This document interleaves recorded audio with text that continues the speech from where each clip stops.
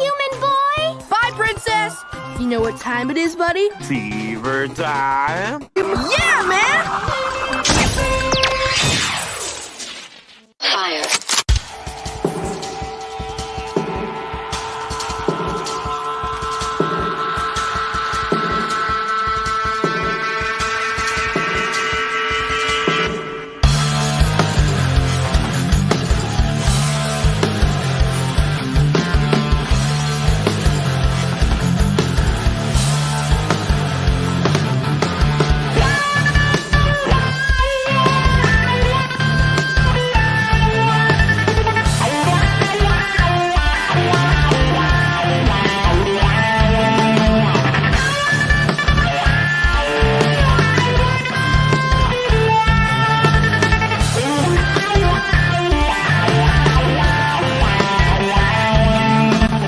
Everything that you carry,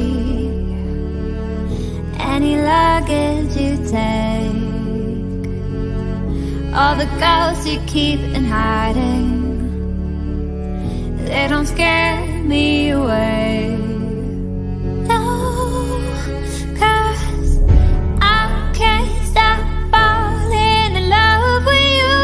I won't stop falling in love with you. I can't stop falling in love with you, with you.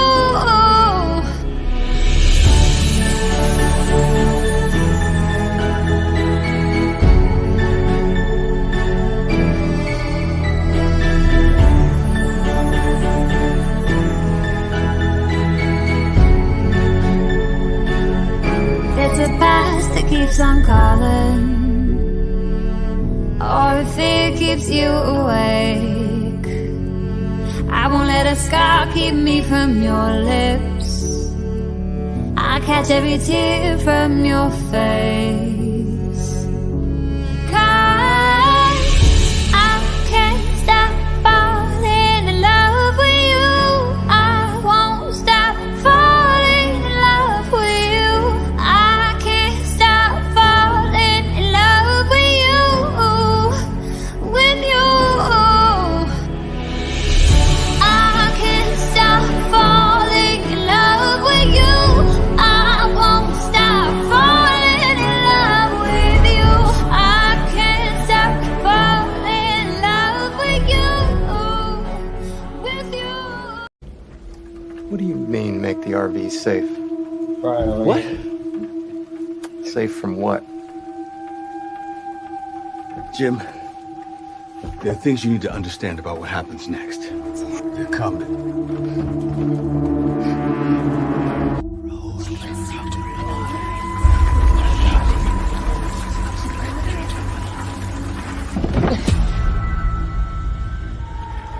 You said this place couldn't break you.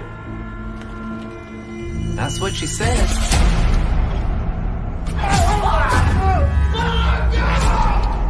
Let's see. You're so strong. You're so strong. Just no. I know. The problem is there's too much we don't know. It's like opening a book and starting from the middle, or try to imagine what a jigsaw puzzle looks like when all you have is a few random pieces, right? And not even the helpful ones like corners or edges, just vague fucking. The trick is you find two pieces that connect. Then at least you have a place to start.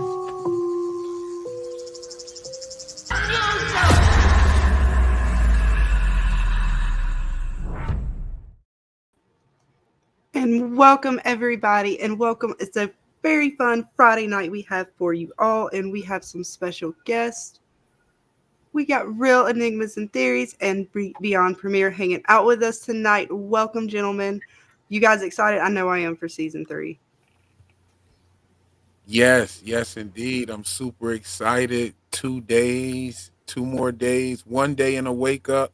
I know, right? No, 2 days. 2 Counting days. And a wake down. up. Yeah. So I think they dropped the episodes at midnight on Prime. You know what I mean? Mm-hmm. I Yeah. know. Yes, and welcome Beyond Premiere. How you doing? Good afternoon to all. I'm so excited more to see everyone's reaction to what's gonna happen in the episode. Yes, because they have it in store for us. They're making out as if everything we have seen is not quite as it appears. So, what does that mean? What does it all mean? I don't know, but I cannot wait to find out. So, we're going to dive into all the craziness. I know you guys have been out there talking really hard about this new season with all the trailers that have come out. So, me and Dana are going to kind of hit on it a little bit and see what you guys kind of think now that we're on sort of the cusp of season 3, episode 1, and see where we really want to kind of leave ourselves before we get some good information, hopefully, this season. But before we do that, let's say what is up to all you guys in the chat. And again, thank you all for all your support and everybody who has subbed to the channel. Me and Dana cannot thank you all enough. And folks like Real and Beyond and Jeremy and Tony and all you guys out there who have supported a lot of us. We are thankful. Thank you guys very much. Very thankful. And to thank all of you out there who have subbed to the channel. Miss Dana has decided that we are doing Monday night a little giveaway for you guys. And I think at some point Dana will have the shirt. Maybe she'll show it off to you guys and see what it looks like. But yeah, we're going to be kind of doing just a little raffle that night. And yeah, just for you guys, because we really do appreciate it. And to celebrate the premiere of From as well. But let's see who we got. And I see Betray King first and foremost in the chat tonight. Glad to see you always supporting us, as well as the one and only who brought us, I would say, a lot of us together. Yes. Especially us and Real. Dale girl, you are one of the best people out there, Mama. You hold it down for us all, bringing everybody together. Always the kindest person you could talk to. Throwing links in the chat for everybody. Just real good person, guys. Definitely got to show some love for it. Yes, she's awesome. You have an awesome moderator, Real. She is amazing. Yes, indeed. I love having her. I feel fortunate to have her on the team. She's really dope. She's really dope in every stream. She visits everybody's page. It's all love. She goes and she takes her great vibes on over to everybody's chat. So it's a great thing to have somebody like that rocking with you, for sure. I'm fortunate. I'm definitely fortunate. Absolutely. Let's see what else we got. We got Miss Vicky in the house. Vic, what's up? Glad to see you hanging with us. And I see Terry hanging out as well. Is my internet not working? Yeah, you're roboting a little bit. Yeah, that's difficult. And no, my cousin is not here. She is, I believe, at her own home. She is not here with us tonight. Are you sure, Dana? I'm positive. I looked everywhere. She's not here. Okay. We'll leave you for now. I'm sure. But yes, guys, my internet is being wonky. It's usually better than this, but you know, fun times. And we got Miss Susie Greenberg. What is up? Love some of your theories. You have also been putting in Jeremy's Discord. She's got some good ideas out there. I know she hit on some Fae things. I know she likes some of the lost theories with you, Dana. Y'all talk. Oh my God, I cannot keep up with her lost brain. I cannot keep up with her. She is a ball of lost energy. She has given me so many little things that even I didn't realize. Her and Debbie and Vic. Yes. Oh my God, they are just like, they're like my lost little trio. Goddesses.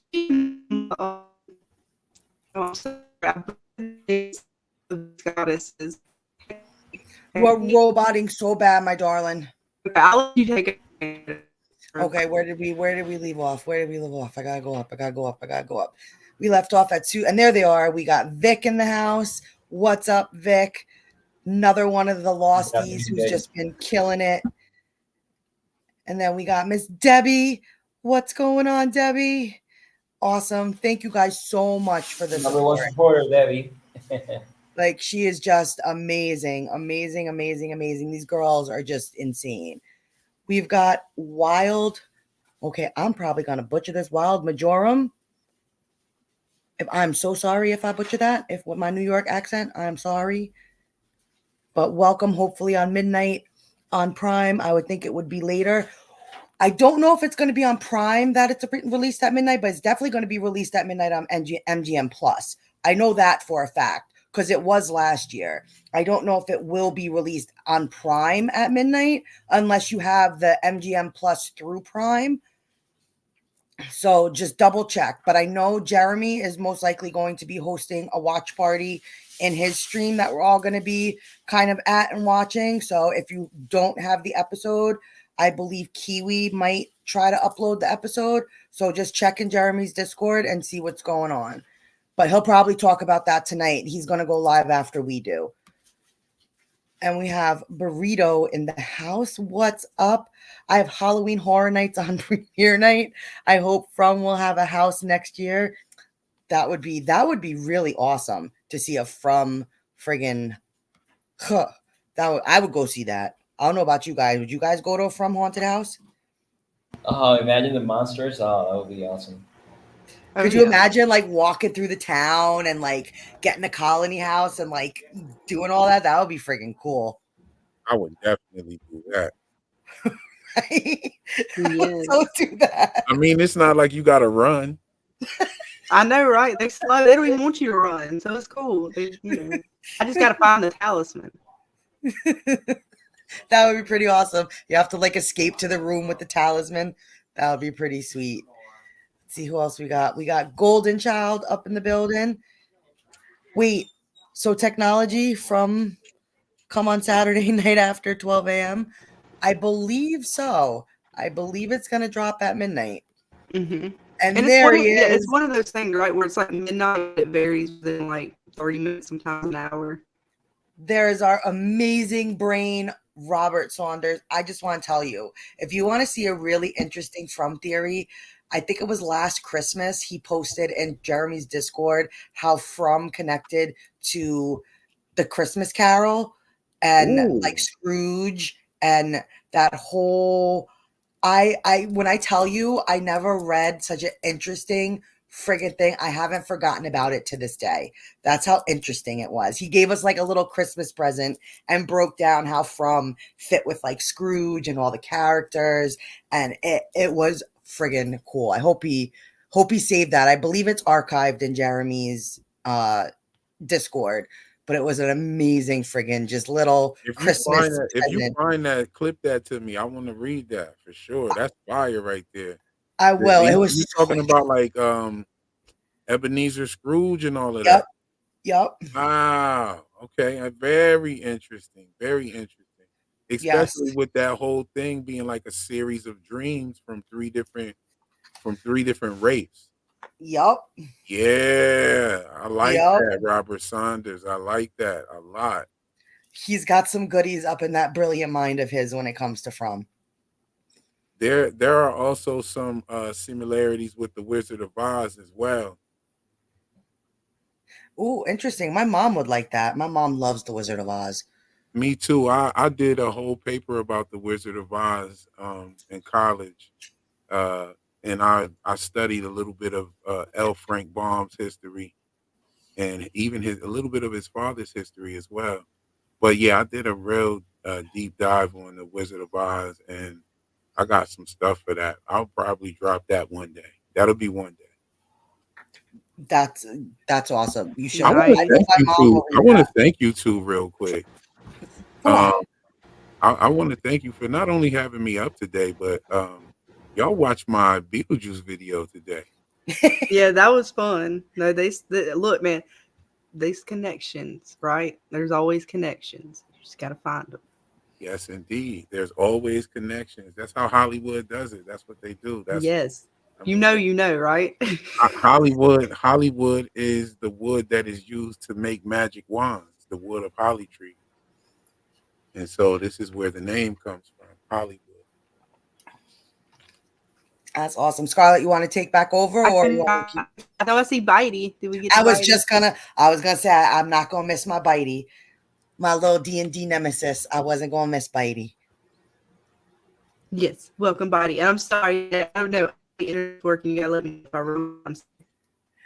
It's okay. Let's scroll down. Let's see who else we got. I'm trying to keep up. I'm trying to keep up. I'm not used to that. Oh, and there's another one of our amazing D&D players. That's my cousin Jim. He's so friggin' awesome. What it Another do, just Jim? yeah, he's so awesome. And they got flooded really bad in the storm in North Carolina. So everybody just send your prayers, your hugs. They got pretty messed up in that storm out in North Carolina that just happened. Oh, So they wow. know I love them. Sending love and peace and wellness to everybody out there that's affected by that. Yeah, it was crazy. It was insane how fast that friggin' storm crept up on them. Mhm. And I think we were all caught up. Yay! I did something technology. Yay! Did we get to Percy? I saw Percy. Did we see Percy? Did I miss Percy? Wait, further I down, got my maybe. glasses Percy in on. the build. Yo, Percy, what's Percy good? down. Yeah, there's Percy. I'm sitting here Oh, rolling up, so I can't even. there you. Dang. Oh, I pre-rolled. I'm one step ahead of you. I pre-rolled. Let me go ahead and shout my man Percy. Hey, Percy, I got your phone call too. I was in the studio when you hit me back. Oh, he's at a football game and listening in. Look, Percy multitasking. Thank you, Percy. Let's see who else we got. Avo, did we get Avo? Welcome, welcome. And if we miss anybody, I'm sorry. My internet's obviously going to give us problems tonight. But Dana's holding it down as always. Dana's going to, if anything happens, she's going to kill it. I'm trying. Oh, and even speaking of the Wizard of Oz references to From, I believe Donna says to Boyd at one time that Sarah ain't gonna take you to no magic yellow brick road. Oh, interesting. Yeah, when they came back, and he was talking to her in her bedroom because she found out that Sarah was still alive. She mentioned the yellow brick road. But now I'm just curious, Mr. Beyond Premiere. I know you've seen the episodes, but before you've seen the episodes, what was your biggest theory that is one of the things you were hoping to happen without giving us crazy folks any spoilers? I'm curious to know, what was your number one theory that you really enjoyed digging into? So it's more right now about how the characters are going to deal with different things. So I had theories about that on how Boyd is going to react on Kenny and Fatima and Alex, and how all of those characters are going to deal, for example, with knowing that Tabitha, is escaped, but they don't know what happened to her. So I'm looking forward to that and how the audience is going to react to different things of the show. Okay.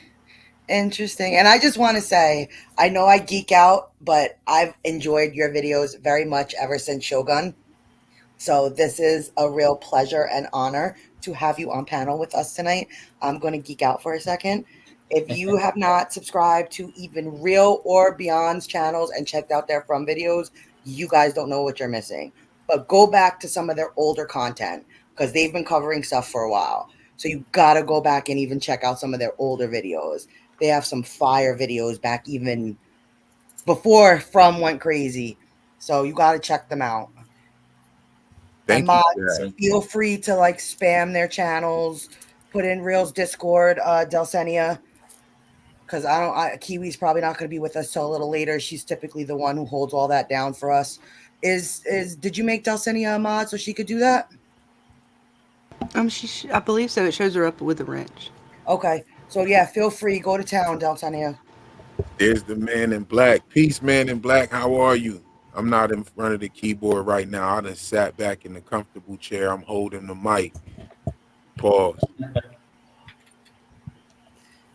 And yes, I think Robert said he definitely. Let's see what Robert was talking about, that his theory for the Christmas Carol. He definitely has the Ghost Christmas Carol theory from creator John Griffin. Is heavily influenced by Poe, who was influenced by Dickens. Okay, so yeah, we'll definitely get Robert. Maybe he'll post it for you in your Discord. I think maybe we'll see. Oh yeah, Del Senior just posted both of ours in there. Good luck. Yes, I've been watching Lost. I've been catching up on it. I've dedicated myself to 2 episodes a day. I got my daily dose of Lost today, Did you? What are Nice. you and up to? I'm at the part where that lady, the guy that they had torturing Sawyer, he left, and that lady got him caught up in the she got him tied down, and she's asking about like the people who he's with and everything. Y'all know who I'm talking about? Yes. The guy that they had torturing Sawyer, Yes. and that's where I'm at right there. Oh, you're getting into the thick of it. Yeah, I Yeah. can Getting into tell. the thick. Yeah. I You're can going tell. all the stories will Karen, start my to reveal dude, is in the themselves. chat. Oh, what's up, Taryn? What is up? What is up? Happy Friday. Yes, Who else? We got all indeed. kinds of folks in here tonight. We got I know me Who's and in My Scarlett are not Name. used to this. We are not used to this, so bear with us as we try to keep up with the chat. We're still newbies. Yeah, the French lady. Susie's asking, talking about the French lady real? Yes. Yeah, I thought so too, but I was like, you talking about the French lady? Yeah, that's when it gets real. And then, oh, the connection. Oh, I can't say anything further, Dana. Be good. Mhm. You just Well, wait. I mean, You wait till you find I out her haven't full nothing story, really real. eventful is happening like right now. Oh, Well, I could say some stuff that is eventful is the fact that the people have kind of like split up to some people wanting to stay on the beach and mm-hmm. some people wanting to stay and go over there to the well where the water's at, which makes a lot of sense to me. But I kind of look at the similarities from Colony House and the townspeople there. You know, you had the beach people and the well people. Mm-hmm. That's kind of a similarity there that I picked up on. I noticed a lot of similarities, like within the first 2 episodes. You know, you got a pregnant woman, a drug addict. You got a dude with his son. The son sees a dog. I mean, he has a dog. You got the dogs there. You have, you know, just keep going. Oh yeah. they're getting food from the woods, like the boar is the same way that boy found stuff from the woods and stuff, and of course they had to kill it, right? So Yep. like it's just a lot of similarities. You know, you got the crash. Yeah, starts off with a crash, a plane crash. You know, it's Car just crash. Yeah. so many different things. You know, I have several stories that I ran through before writing my novel, starting to write my novel. And I seen a lot of similarities in my stories, and I did not deliberately put them there. Like I just started noticing certain things like, oh, that's kind of like the last draft that I had. This, you know, and so uh creators do that. They kind of have it's like when you listen to a Timberland beat, you can tell it's a Timberland beat. You know it's a Timberland beat because he kinda makes it this he has a signature that goes into his work, and it's like a signature sound. Same with like a Dr. Dre or a Pete Rock, Yep. you know what I'm saying? You have DJ Premier. They Mm-hmm. all have like signature sounds. You have Pharrell, I mean, and then even with their crew, the Neptunes, they had a signature sound. Even when he stepped off by himself, he had a signature sound. So I could see why there are a lot of similarities between From and Lost. Um, I thought about one the other day, yesterday when we were on the live. I think we were talking, and the fact that both shows are 4-letter words and the vowel is a O. And that just Mm-hmm. kinda speaks to my little Vesica Pisces thing. I wonder if they did that on purpose. Both capitalized as well. Right. So, I just think that's a dope little angle right there, but yeah, You I'm ch watched I'm Lost too, loving right, Lost. Beyond? I did it, and yeah, there's a lot of similarities. Rio just said about the pregnant lady, even the dog. So I'm not sure why they're doing it. That maybe subconsciously that they're adding stuff from from Lost into From. So that's exciting to get more of that. Yeah, and if I had a TV show that hit already and it was a big hit, and I was doing another show and I started noticing some similarities, I would actually play around with that, especially with it being a mystery. I would definitely add that as an element for people to think about. So I think it's dope how they did that. It just makes me want to go watch y'all video again and you know what I'm saying? definitely pay attention to those lost clues. Yeah, I know. My brain, for some reason, watching from, I can't help myself. I just can't help myself. And I don't know if it's because Lost is one of my favorite shows that I'm just seeing certain connections and certain things, but I just can't forget that line that Eloise said, that there are more than just the island. So why would they put that in there if they weren't going to expand on that down the road? Yo, that's Wait, crazy. well, I'm so sorry to interrupt. There's a character on Lost that is Eloise as well. Yeah, And my Eloise. Victor's sister is that the same name. Yeah. Yeah. Yes. Oh, Yes. wow. That's why that Yes. scene is the one that's so almost, I don't want to say critical to it, but it was what when I watched it, that's when I was like, "Oh my god, Data." She's like, "I know." And I was like, "Oh my god, is this like is from like another island She similar literally but brings different?" them in and explains to them that there's more than one place like the island that is filled with this, that lives within these pockets of electromagnetic energy, Hmm. that, but on this specific show Lost, they were only interested in the island because it was the source, it was the soul, the light of everything. It could heal, it could do all these certain things, to where it's literally almost like the polar opposite of From, to where yes, people within From can heal and there seems to be those same kind of properties, but death is so predominant in From, to where life is always what they reiterated and talked about on Lost, that the island was life, and I just see From being death. So I just see them as being that same coin, so to speak, because you can't have one without the other. You just can't. That's not how the soul works. That's not how light works. So I always just felt like this was the darkness in everybody, as the island was the light within everybody. And my mind just keeps going to that same kind of similarity between the two. Yes. Yes. I like what Robert said about the two cars and everything and representing the beginning of a cycle. Correct me if I'm wrong, but the plane broke into two parts from the crash, Mm. didn't it? Yes, I Correct. believe so. Oh And yeah. we So also you got see, two cars, two parts of the plane. and there's on From, there's two bottle trees.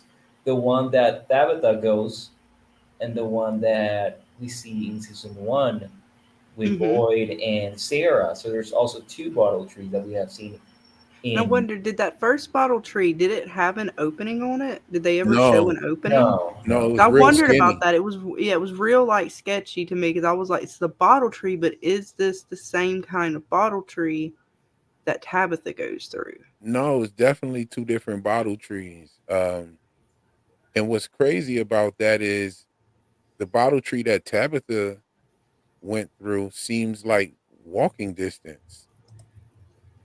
Yeah, because theirs was Boy, like close almost to the. theirs was close where like Victor just walked her right on over there and was able to get back home before dark, I'm sure, right? But then you have Boyd and Sarah had to spend the night in that talisman hut. Hmm. You know what I'm saying? They Yeah, had they to had spend, walked out. Yeah. yeah, they had walked in a different direction and they had to spend the night in that talisman's hut where then they got up the next day and were walking and then they started hearing the bottle tree. They walk over there and then whatever dragged the tent took them all the way down close to the tower. So I I'm like, From is just real crazy with the mysteries and stuff. And every time you rewatch it, you can watch an episode and notice something that you didn't see the first time. And yes, supervillain. I have heard that the showrunners have indeed come out and said that it will be nothing like Lost, but it doesn't have to be anything like Lost. It's the opposite of what Lost is. So they can say that it's not going to be Lost because it's not. It's not in any way, shape, or form Lost. It is just, what my theory is that they just coincide in the same world. I'm not saying that it's going to be anything like Lost, but you can't ignore the similarities that are there between the two. You just can't. And whether the showrunners did that to just kind of throw everybody off so that they weren't, really wanting it to be compared to Lost, because it had such a controversial ending and it really split the fandom of what Lost was. And I just don't think they want people to think From is going to do that. But you can't ignore the similarities between the lighthouses, between the way the characters work, between the boy in white and the unknown entity that's yet to be revealed to us, to the man in black and Jacob. And there's just things you just can't ignore. Yeah. I agree with what she's saying too. That it's possible that it turns out nothing like Lost. However, a lot of the similarities are undeniable for sure. And Robert Sanders said something, if I remember correctly, one of the bottle trees is very bright blue bottle in the camera focus, and on the other one does not. I think you're right about that. You are right about that. There were bottles that stood out to me when I looked at the bottle tree, even the one that was outside in the real world or in the quote unquote real world. Definitely, it definitely there were bottles that stood out to me, and they were most of them were blue. Yeah, because Yeah, see, this one's the one that Sarah and Boyd come across. And right. there's like And if you one keep blue bottle scrolling over over, here. yeah, There's like over one to the left a random, little, yeah. it's right here is like a random blue bottle. Probably can't see it. Let me try to see if I can zoom in more. It's like right over here. Which one are you looking for? Yes, that's the one. That one definitely stood out to me when I first saw it. When they showed like when they did that aerial shot looking down at Boyd and Sarah looking at the tree. And then we still got the messages in there, which for me just spawn all kind of theories. Like, are they linked to the lighthouse? Are they linked to specific dates that are historical, or are they just people who like were spirits of a certain time, and that was part of the cycles, and that was the date of each cycle, almost as if they had to count them down or something like that. It's so hard for me to, even when I go down my rabbit holes, to like place like the bottle tree into this. Like I can have a theory and it caters around the bottle trees and lore with that, but then it misses out on some of the other things that we get with the monsters or the caves, right? And then now we got this new town popping up. We have possibly new monsters. Tabitha's outside the world, but we now know the boy in white she can see him in this supposedly outside or next level from. So that means I would say it's what confirmed that he's able to traverse both realms or whatever these two places are, which opens up more questions, more theories. And I love it because I really cannot wait to see the connection between From and this town that she's in, because it's seeming as if it's what is it just a surface connection in the sense that somebody else is there and she needs to bring them back, or are these towns actually linked in some way? Like, did something happen in Maine way back when, like hundreds, thousands, whatever years ago, that has now caused this rift between to create this underworld of itself, something darker that is sort of held captive in a time, still trying to get back out. It kind of reminds me of like Susie Silent Hill a Susie little brings up bit. a good point. Susie said that the light color blue is not really antique. It would be at least from the 50s. Now, that brings up a very good point. That the colors of the glass will definitely have something to do with the time period that they're from. Like because glass has definitely gone through changes throughout the years and stuff. And you don't really see any modern bottles up there, like more modern looking bottles. Definitely any glass bottles. And we don't have many glass bottles in existence as far as like how, most people use plastic bottles nowadays. Yeah. So bottles itself, I mean, uh I've been living long enough to where I had soda out of a glass bottle. Yes, me too. You know Not what even I'm our saying? Snapple bottles are glass anymore. Yeah, but I remember when you couldn't find a soda in a glass bottle, to the point that where people would even say that they taste better in a glass bottle. I remember that. But now I have a question for you guys. Do you think in those bottle tree bottles that we see Tabitha coming across in the trailer, do you think those are also going to have something within them, like here in Fromville? Well, I think I zoomed in on some of them and there were no notes inside. What about you, Beyond? Yeah, I agree. It looks more like a prop, maybe. But if there's one, there could be more than one bottle trees in the real world. And what about here? Do you think that there's different messages in these bottles, or do you think they all say that one date that Boyd found? Oh, I think, yeah. that looks like a Mountain Valley water bottle right there. I drink out of Mountain Valley bottle. But yeah. I'm sorry. Go ahead. No, I was gonna say, do you think there's something different in each one of those bottles in the bottle tree, or do you think they are all that one date that Boyd found? No, I Yeah, feel that they have numbers inside. yeah. I think That's they're the way. different, Yeah. and I think some of them may have names inside of them as well. I think some of them may have names inside. Um, I would love to see some people go and try to not take any more bottles down, but I'd like to see them just investigate the whole mystery of bottle trees and faraway trees. It would be cool if more residents knew about that shit. But like, yeah, I think that there are different things in the bottles, different dates, probably messages, whole messages, probably people's names. There's probably some shit in that Bible. I mean, in them bottles. There might even be some spells in there as well. That would be interesting. Now, a big theory that like was floating around for a while was that when Boyd unsealed that bottle and took out that date, something was released. Do you think that? Do you guys think that that's the case too?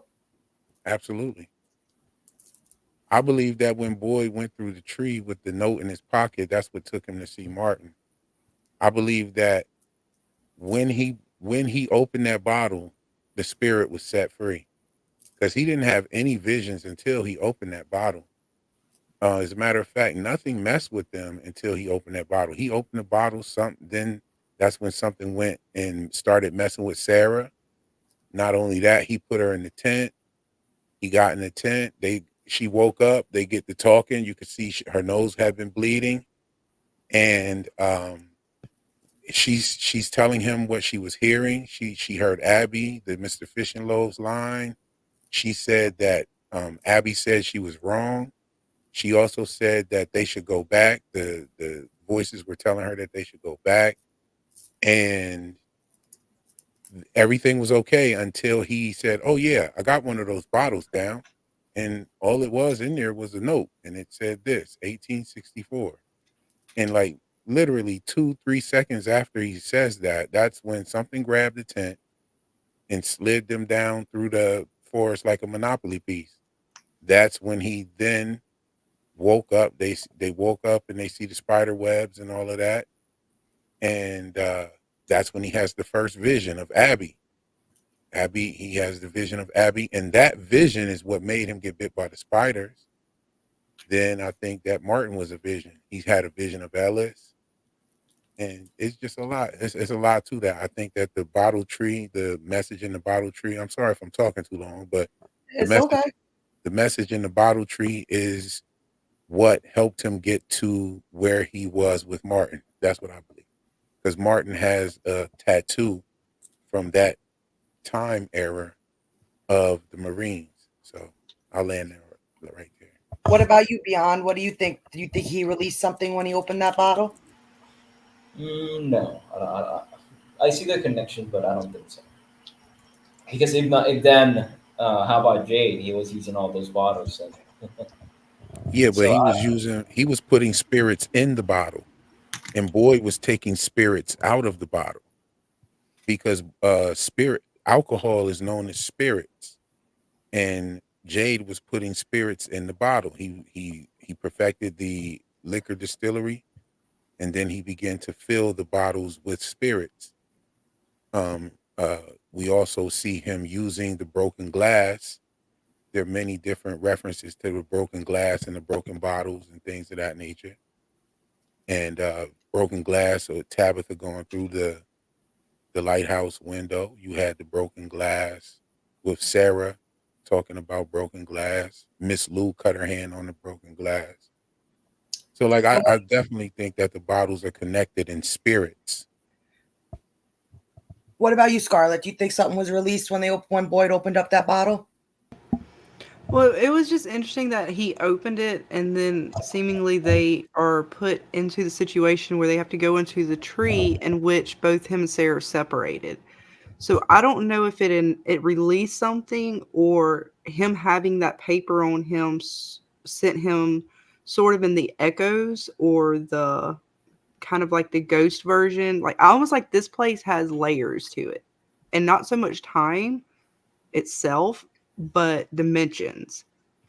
So I don't think he like went back in time to a time previously, just more another layer within this world.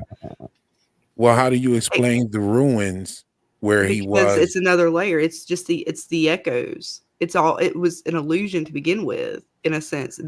When But the three is are it taken, and put down there, their living vessels are still at home or whatever in the houses. Their psyche, the echoes of psychic remnants are what is pulled down there, almost as if their soul is pulled down there. And I say soul like quotations, but that psychic sort of essence is pulled down there. And he goes in there and he's seemingly going between realms using a torch. And when you start getting into some of these other like mythologies and stuff, it talks about the different realms in between and how you can cross between them. And that box was there. It was there in both places, except they couldn't see it because it was an echo. He had to go to that echo to find it. Every time they saw that box, it was in like a dream. It wasn't real. but okay, so were they the same place? What I'm saying is that if It's you the look same location. right, so but when you look at one point in time, it had the well, it had the walls were Hmm. intact, torches on the wall, it had a door, Yeah, and so I it's just the ruins of it. He went to the psychic remnants of it, a psychic world just beyond what you can see, another dimension, another layer. And I don't think it was just like in time, because for me, I don't think it's the time travel aspect of it. Is where I'm saying. okay. Well, it looks like he went to a time when this building was Hmm. intact, and And you can he do I that through yeah. psychic ways, but you're not time traveling. It's not quite time travel.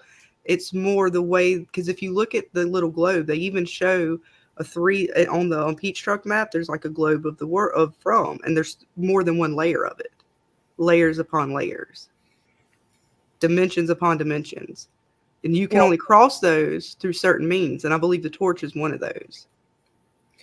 Okay, Bill, I think I kind of think it's the same thing. Like I kind of think it's the same thing. If he's going back to a time when the place was intact, and then you go and you turn around and you're in the ruins, whether it was like a dimension or not, it's still a dimension that represents a time when this place was intact. So I think But it's they're kind of like going I agree linear. with you about it. It's I more the agree. where I get off the time travel means he actually went back in time. I'm saying these two places are coexisting within the same realm. All right, you know how like Silent Hill, they had basically the town after in the movies. After what happened, they have the world that was created. It runs seemingly parallel with the reality, but just Mhm. underneath it is another reality.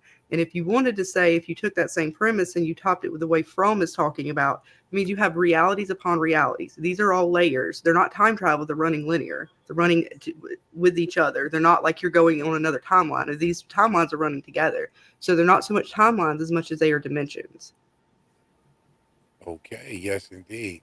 Well, well, these are we have some of a those good things that question I definitely hope they Where's it answer. at, Dana? right here. Bill Okay. D has a really good question. He And says, Howdy, got a question. There are so many theories out there. How will you handle it emotionally if you find out that a theory gets excluded? I will feel somewhat humbled, especially if I invested a lot in a theory. Oh, I would actually, I hope I get it wrong because that to me is the fun part. Is like, oh, I think I got it. And they're like, oh, no, they got me. Oh, man. Because that means to me it would be something better than what I could have ever thought. That's what I'm hoping for. I'm hoping that whatever I think it is, it's much better. It's something even more mind blowing. Yeah, I think it's fun. It doesn't. It's like I guess you could look at it as an investment in time and a theory, and it kind of is. I mean, spend a lot of time watching the show, invest in theories, theory crafting, and making videos about a subject. And then if it's wrong, to me, it's just a part of the fun. You know what I'm saying? Like I like I enjoy games like that, like where you're trying to figure stuff out, and I like trying to figure it out. I think that's actually the fun part. Even if you're wrong, you just find so much stuff, and I think it's fair to say that uh, the creators put stuff in there so that you can get things wrong. And so that's just the fun part of it. You're wondering which things are right, which things are wrong. How deep does it go? Especially with a show like this. Uh, some shows, by the time you start really investing your mind into how deep it goes, then they just start revealing every damn thing, and you're like, oh, shit, oh, okay, oh, and they just hitting you with three or four of them, like three right at a time, back to back. But From does it in a way that every time they answer some shit, you get more questions. And what about you, Beyond? Will you be okay if one of the theories or something you think that it is doesn't come to light? Yeah, and that's part of it. That's part of the show. It's having expectations, having an idea of what it is. Hopefully, what it is bigger than what we're thinking. So that's the most important thing. Awesome. That was a good Yeah, question. I agree with what he just said about, and Hmm. Scarlett said that too. She said that she hopes it's something that is better than what she thought it was. I wouldn't. I would feel some type of way if it was something like not better than what we thought it was. Like the fans came up with a better plot than the show creators. That would be shitty. But if they really pull it off, like with some of these nuances, man, that would be great. Well, isn't it exciting to finally have a show that we don't know where it's going at this certain point? We have so many theories. We have so many amazing theories out there of what it could possibly be that I'm it makes it more exciting to see the end with what it's gonna be. I feel like we haven't had that from a show in a really long time. I agree. I agree. And yes, and the short answer is yes. I'm glad we got a show that we don't know what the hell is going on. It's fun. It's better. It's more engaging. I look forward to it. And to me, I don't know if I'm biased or not, but that season 3 trailer was probably one of the best trailers I've seen on the TV in a long fucking time. They got me. My head is like reeling because, like I said, the fact that we know now the boy in white is going to be seen outside of the town, it's. I don't know if it makes me think he's actually part of the evil, but it makes him more. Is he actually trying to help? But then is he the one bringing them in?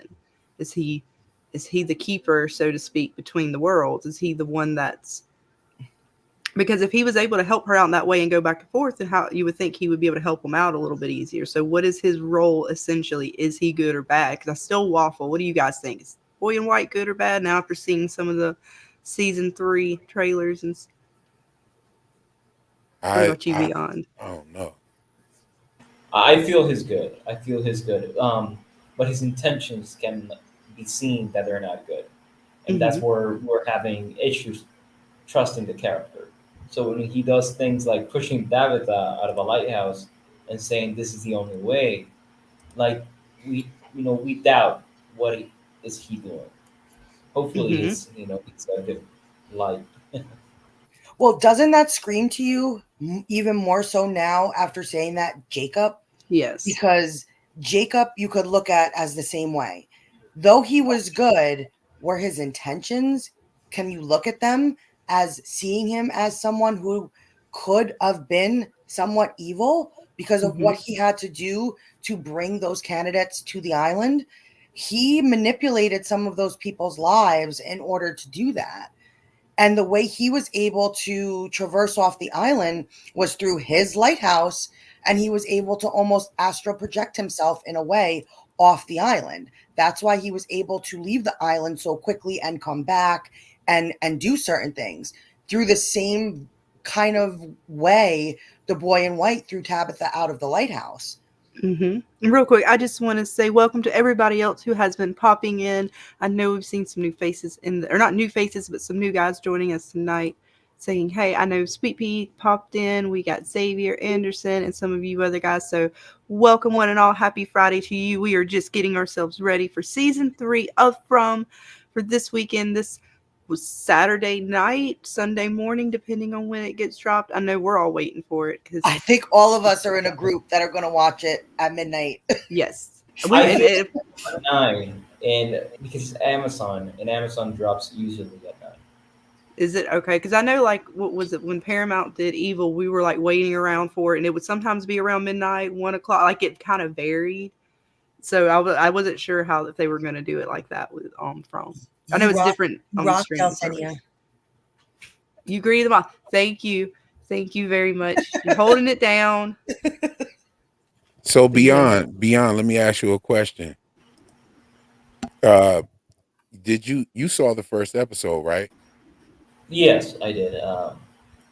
Thank God I'm part of the press, so I cannot say anything. And sadly, that's until I think embargo is this week.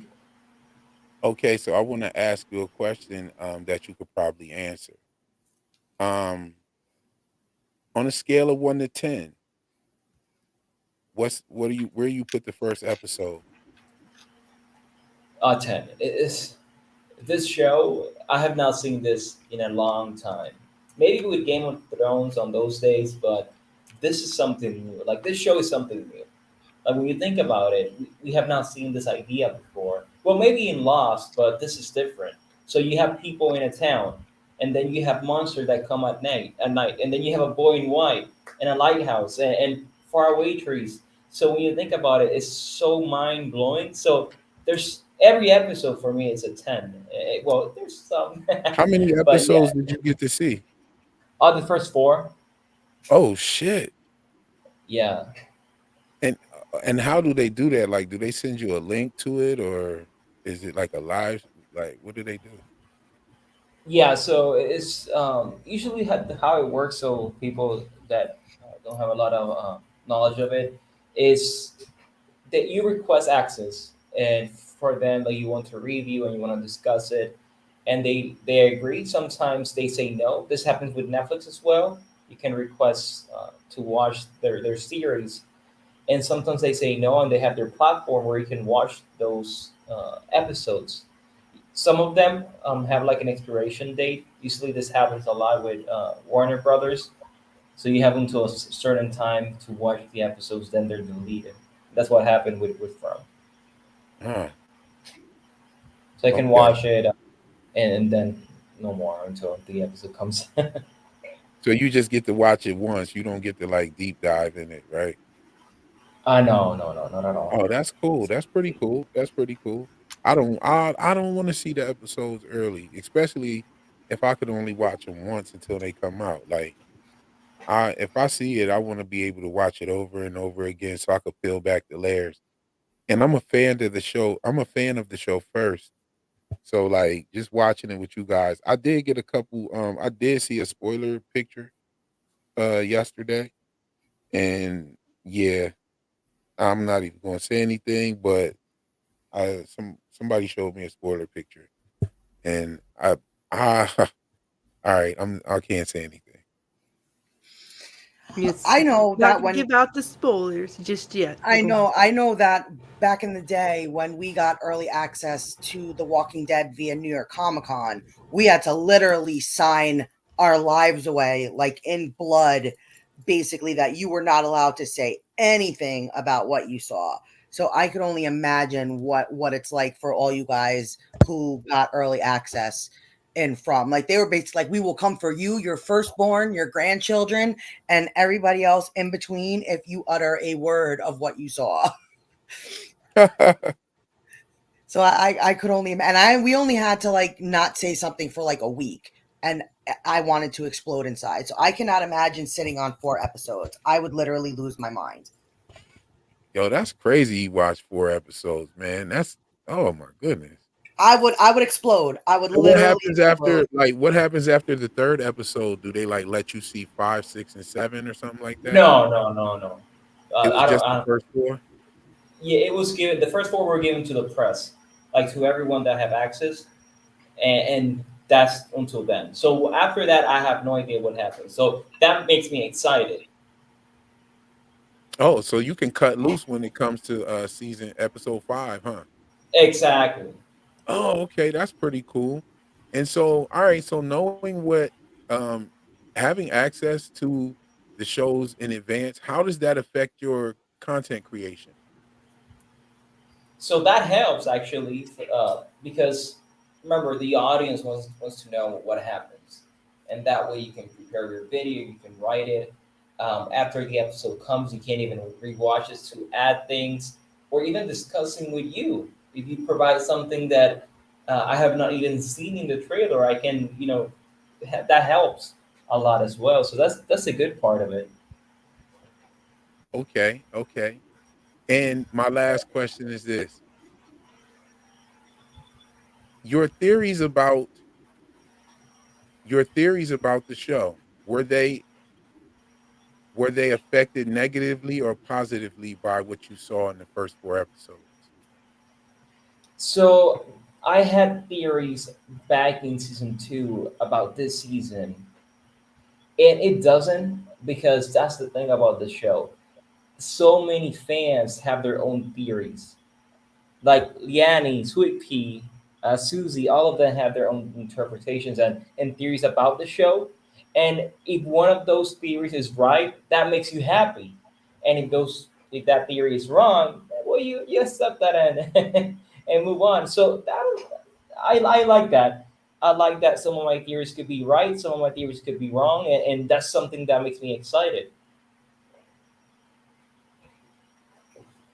Yeah, okay. That's awesome. Yeah. I don't really want to know too much beforehand. I know. I'm The like, spoiler that I got was just like, No, um, the- hold your tongues on the spoilers. We're gonna yeah, contain I'm it. not gonna say anything. But it's I know something it's that hard. I think it's something. It was more confirmation than anything. So it wasn't one of those really like big spoilers. It was like, yeah, I knew that was going to happen, but yeah, I didn't like it, but it is what it is. I know, and I just can't wait. Monday, guys, we are going to have such a fun stream. We have so many of you guys coming on panel with us to talk about episode 1. It is going to be so crazy. So just make sure you guys like set your notifications, because we are going to have Real on, Jeremy on, Beyond on. Who's the other content creator that's coming on with us? Tony's Oh, coming on with us. yes. LT's coming on with us. We are going to have. JH reviews. Why do I keep calling him that?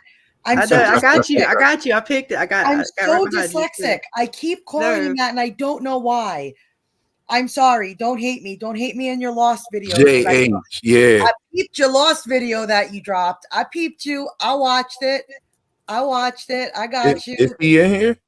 No, he's not in here, but I know he's gonna be listening. And I peeped his lost video that he dropped today. Was it dope? It was good. It was really good. He was hitting on Beauty. What's up, cousin? he was hitting on some good points. I was all like, oh, let me find out. There's another. Yeah, hang on one second, Dana. there. I just want to thank BeyondPremiere for joining us. I know he's got some stuff he's got to take care of, and we're definitely going to have him back on and join us again and see what this season has to offer. But again, thank you, man, for hanging with us and joining us. Thank you. So I'm so excited for Monday to discuss it even further, like the episode itself, and to see your reactions to it. That's what I'm looking for more than anything. It's like knowing like you're gonna give a gift to people and you're excited to see their reaction. So that's how I feel. Yeah, I know it's hard, right? It's got to be hard for you having the knowledge, and then you're like, yes, hearing us all talk, and no telling how crazy we sound now. I believe you also plan on doing your. Is it going to be your first live stream on Yeah, Tuesday about it? on So Tuesday. Yeah, that's what I'm planning to do it, and uh, be inviting a lot of you as well to discuss a huge theory that I've been developing, and thanks to Taryn that had been providing some details about the tarot cards and how it connects. So I'm looking forward to that as well. Oh, that's dope. yes. So everybody, if you have not subscribed to his channel, go subscribe right now. Turn on the notifications because we're gonna have a fun like this whole week. Content. The creators are just gonna be. It's gonna be fire this whole week. Oh yeah, it's gonna be lit. We're definitely gonna be. It's gonna be a lot of live streams, a lot of videos coming. The From community is definitely going to be satisfied with this season from the creators Yeah. and everything. And if everything is like, if what Beyond Premiere is saying, what Christian is saying about it being a 10, oh man, that's wonderful. I'm glad to hear that. I'm glad to hear they're not dropping the ball. I'm glad to hear that the seasons are still sticking. And I can't wait for this And Sunday. I know for a fact beyond that our awesome friend Robert thoroughly enjoyed your last video. He said something to me and was like, "Did you see this video?" And I was like, "Yes, I have." And he's coming on panel, so I'm going to tell him that you loved his video. So he enjoyed your Cheers, man. video very, very much. And the last thing I want to say, Alina, is we're in the line for the roller coaster. Or we're gonna get on the roller coaster, and emotionally it's gonna be up and down, but also on the enjoyment. So I'm so hyped, and thank you to both of you for inviting me today. No, man, thank you for coming and you know, really it means a lot to us to see Yes. all some of you guys who've been in this for a while just kind of be so welcoming to some of us who are a little bit more new at this. So Yes. yeah, it's awesome community and you guys have some great theories and some great ideas out there. So can't wait for Monday night to see where From takes us. And congrats to you both to on 255 subscribers. So you're growing fast as well. Thank you. Oh, Yes. thank you. Yes, we are going to thank them, all you subscribers, with the Yeah, t-shirt giveaway Scarlett and Monday. I are like beyond. You have to understand, like we just did a little show named Evil, and we play D&D, and we were just two girls in Jeremy's chat, and this is like beyond exciting for us, and we are just so thankful for everybody who gave us a chance. So Yes, indeed. Yes, indeed. Yes, we will not keep you. I know you have some things to get to, but yes, thank you again for joining us, and we look forward to the future. yes, Thank you thank you, all. my Good darling. night. Good Bye-bye. night. And we're gonna switch some gears. Real, Oh, did I'm you still say I'm still a giddy fangirl. Like you have no idea how much of a giddy fangirl like I am right now. Cause like before anything, like I watched his content and I love his content. Like I'm such a fucking nerd. I'm she sorry. is very thankful. Dana's very thankful. I'm such a fucking nerd right now. Excuse But me, everybody. I'm gonna get us back on track here, Dana. Do you want to pull up? I know we had someone. I think it was who was it? It was something. Was it PM, AM? I'm so sorry. PM. Yes, I had it right the first time. Was want to see if we were going to discuss the new photos. I know Dana, you have Yes, them. If you want to pull those yes. up, as well as Real. I seen Taryn is in the chat. If he wants to come up, I'll put the link in the chat for him. Okay, that's dope. So if Taryn, if you want it, you are welcome to come up. I will put the link in the chat really for anybody tonight because we're just kind of wanting to party it up Yep. with From, just kind of talk, lay back, hang out. And get ready for this episode. That's right. Let me copy and paste the link in there So for Real, I have anybody who to really know. wants to come up. I have to know right now for Monday, what is the one thing you're hoping to see in the very first episode? Ooh, that's a Like good what question. are you dying for? What if you could have one Christmas present early from what is one thing you would want to see on for this first episode? Okay, so I think that Tien Chen is gonna die early. That's my thoughts. That's been my theory ever since I caught that sound bite. my theory had changed a lot. I went from Sarah to Fatima and then to Miss Lou. And I would love to see Ethan peg her as the lonely dragon Hmm. before she goes. Before she goes, I'd love to see him peg her as the lonely dragon. And welcome, Taryn. It's you was ready. He was ready, guys. Hey guys, no, I was There he enjoying is. What's you going guys on? talk. What's up, Taryn? I think there's a new scene that literally, like, the last 10 seconds just came out. Look, I haven't even caught up with the new images yet, man. Wait, what too are these new much. images? Which images are these? Oh, Where'd nothing. they come from? I don't know. There's the images out there. All right, I'll have a look at these images. I've But basically I done don't with my think they're theory really. now. I don't think they're official images. I'm not sure. There's a lot of stuff out that's been popping off, but I can't tell if it's What's official officially or on not. MGM? So I've basically decided if there's a leak, I can't change my theory at this point if it's wrong. So I'm cool. I'm cool seeing stuff now. It's kind of hard to avoid. I've already learned something that I predicted wrong that I'm leaving in my theory post because I think that's fair enough to show what I got and what I didn't. But yeah, sorry to ramble. Yes, let's have a look. Listen, Taryn, I want to tell you something. No matter what anybody says, not a person could knock your hustle and the research that you've done and how you have articulated your theories and what you've put out there.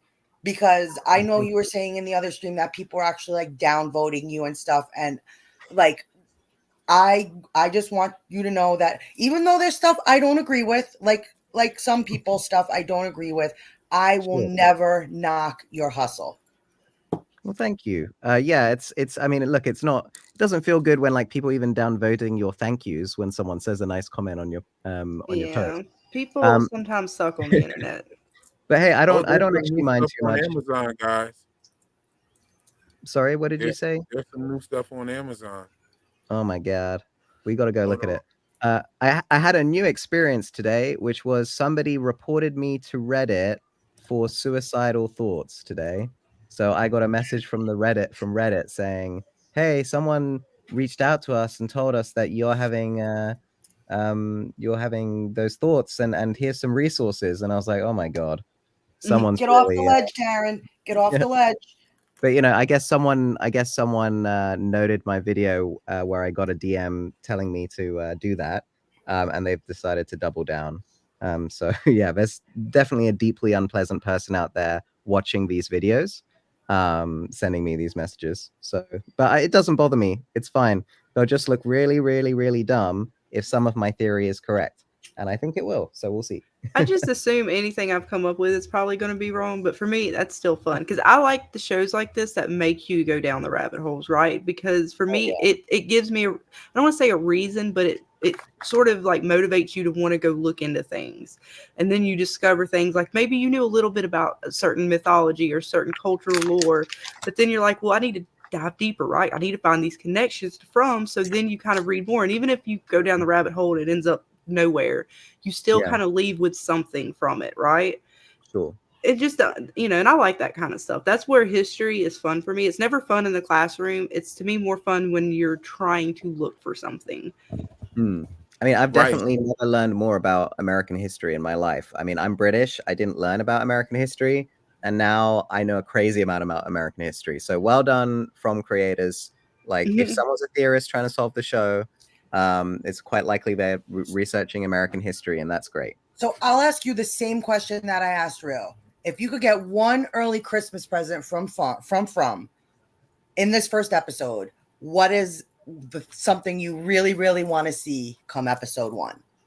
I'm doubling down on my Eloise is Tabitha's mom theory. So if we somehow see what Tabitha's mom looks like, or get Tabitha to meet her early on in some way, maybe a video phone call, or her mom appearing in the hospital, like, oh my god, I heard you were injured, and I thought you were in the Grand Canyon. I don't know.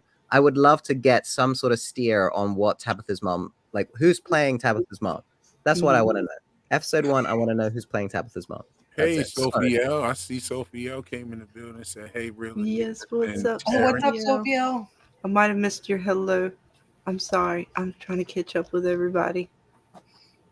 Sorry, Taryn, continue. I have a I'm good sorry. question for you.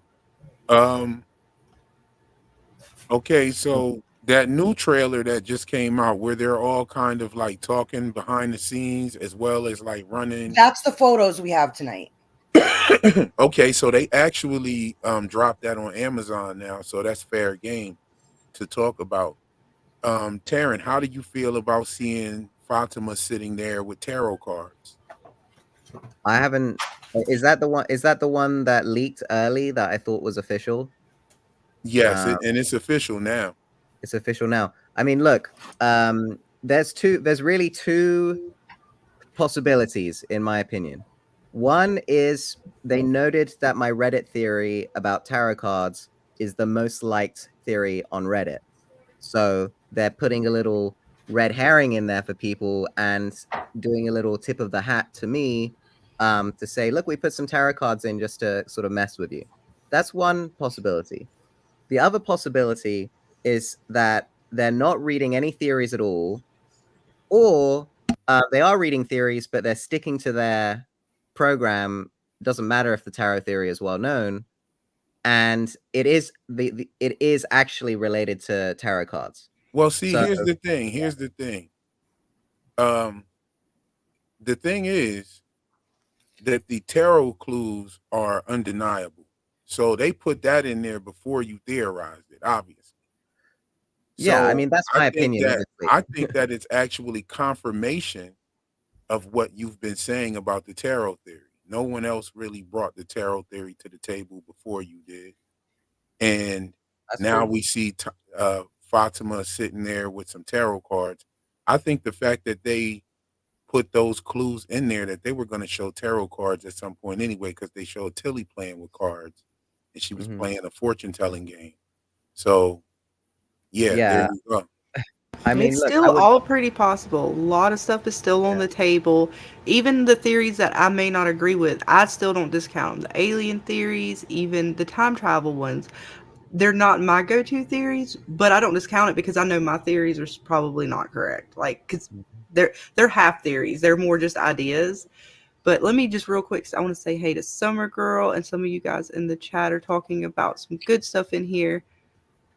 Susie says, I think Henry is husband, maybe Faraday's dad. Let's see who else. What was it? I was gonna. Oh, here it is. Spidey says, wouldn't Tabitha already be aware of the painting Eloise made if she is her mom? Maybe. I mean, so how would that fit in with your theory, Taryn? Like, if she sees all this stuff, do you think Tabitha's going to recognize it as something from her mother? No, no, I don't think so. I think that the episode 9 Revelations is when we learn. I don't know whether Tabitha will learn this, but I'm pretty sure we will learn as viewers that Eloise is Tabitha's mom.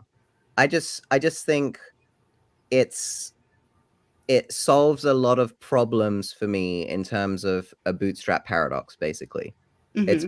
It's very difficult to create a bootstrap paradox without Eloise being at least connected to Tabitha in some way on a, where they know each other to the point where Tabitha would copy Eloise's bracelet. So it's like, who is the most likely person for Tabitha to copy a bracelet from? Who might be Eloise? Well, it could only be her mom. Now, I admit it would require Eloise to give birth to Tabitha around 15, 16 years old. So, that is a problem with this theory. But I believe in the origin story of From, this real historical princess called Bridget of York. She actually gets pregnant as a teenager when she's a nun at a monastery, according to legend. So I think they're repeating that in Eloise's life. There's a lot of cycles in this show where like Mm-hmm. something that happens in From is a reflection, even if it's like a corrupted one, of what happened in the origin story. Like I think Sarah getting shunned by everyone, having that box knocked out of her hands, sort of being accused, having her stuff stolen from her. I think that's a clue to a witch being persecuted in the origin story of Fromland. So maybe that I hope that explains sort of my thinking on events on the Okay. show. Like that Kelly with a rod through her head is a clue to someone with a crossbow bolt through their head, where someone had to yank the bolt out to finish them off. That's how I'm seeing things. And you bring up her too with having that in her head. And I thought that just reminded me of what they're almost portraying this season, or I should say what the trailer makes me think they're presenting this season with the choice that Boyd has to make. And he says something like, "They made me watch," and it made me think of that scene and how it kind of shows the monsters do sort of their tactics. They it's almost like they're doubling down on Boyd to really mess with him. Yeah, I mean, look, Boyd is the leader, and I think Boyd's pain is extra juicy. Yes. So as my understanding on the show is that there's 4 players playing a metaphorical game of tarot cards. And these Okay. 4 players are like mythical beings from different mythologies. Anyway, I could get onto that later, but the point is that part of this game, for some reason, is about eliciting emotions in the people of Fromland. Hope and courage seem to be the good team's emotions, and fear and pain seem to be the bad team's emotions that they like gather in some sort. And I think that the yellow bile is somehow liquid fear, and that the monsters actually vomit this yellow bile out of their mouths into some sort of receptacle to collect it. So I think they collect liquid emotion somehow. So that's my current theory of what's going on there. So I I think like Boyd, that a little. I like that because I'm thinking that where the monsters are seemingly housed, and the fact that they had, like, for me, the blue veins kind of are like part of the roots of this place, sort of sucking them dry, and you kind of see the roots go down to the caves. So I was seemingly thinking that the roots were sucking out whatever that nutrients the monsters are taking. Yeah, could be. We just don't know enough at this point. But I'm Yes. starting to think that when someone is a ghost, so they're dead, then they appear in white clothing. I'm starting to think that the Abby we meet may actually be the real Abby, trying to convince Boyd, like genuinely trying to convince Boyd to give up.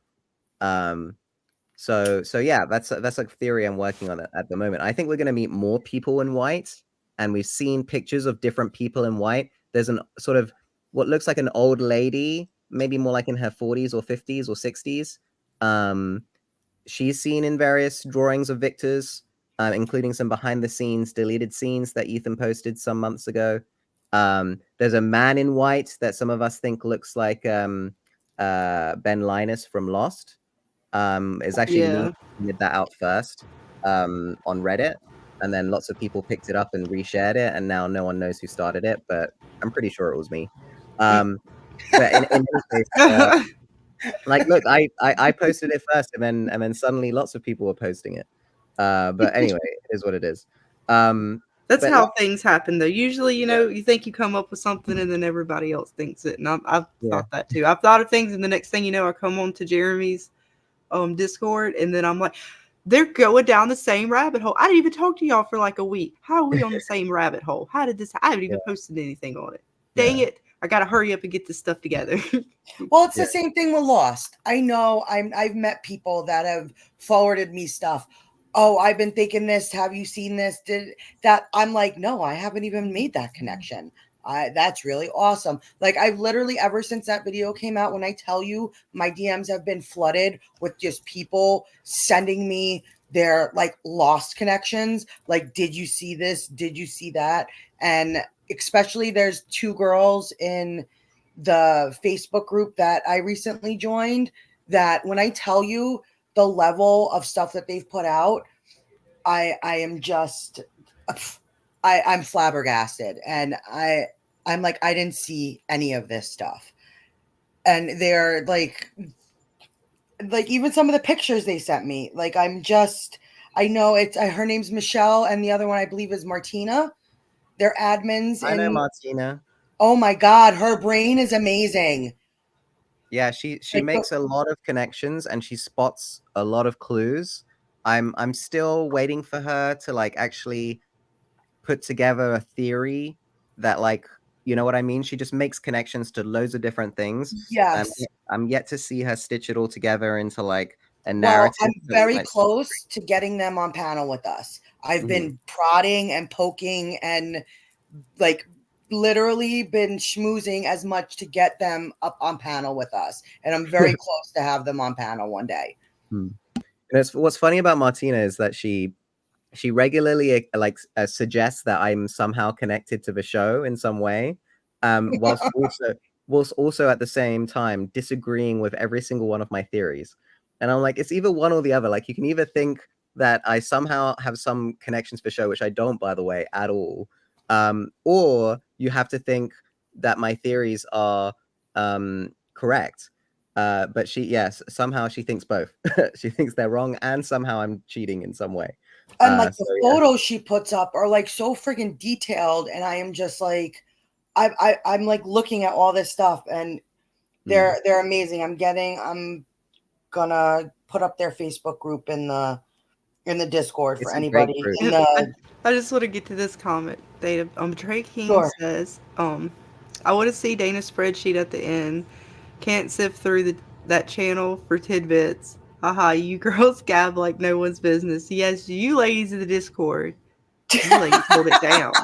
don't know, because he's right up in there. He's I know right up in there. he's up in there too. Don't let him play you like Yeah, that. But he yeah, can't you even ladies hold it down. dropping his little comments every so often. Like he ain't in there like reading and stuff. You stop it. But he did say he saw a lot of insightful stuff though. So he was Okay, there. I'm back. He What I enjoyed missed? it. Oh, we're just listening. Who figured it out? Y'all Karen. figured it out when I Oh, left? I was all just about giving a stuff. shout out to this amazing Facebook group that I knew Taryn was in there, because when he like liked something, I was like, oh, Taryn.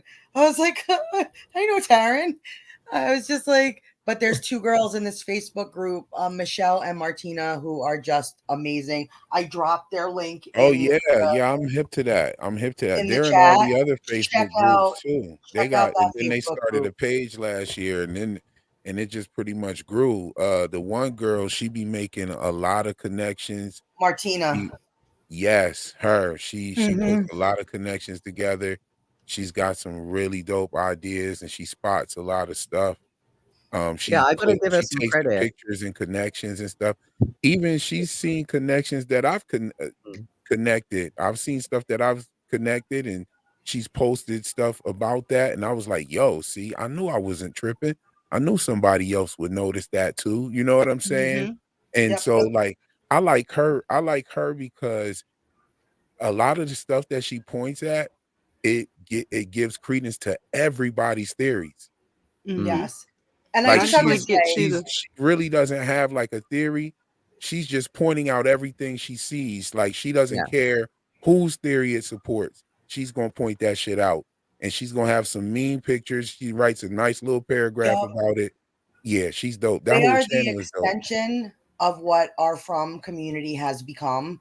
Like, they are so nice, so welcoming.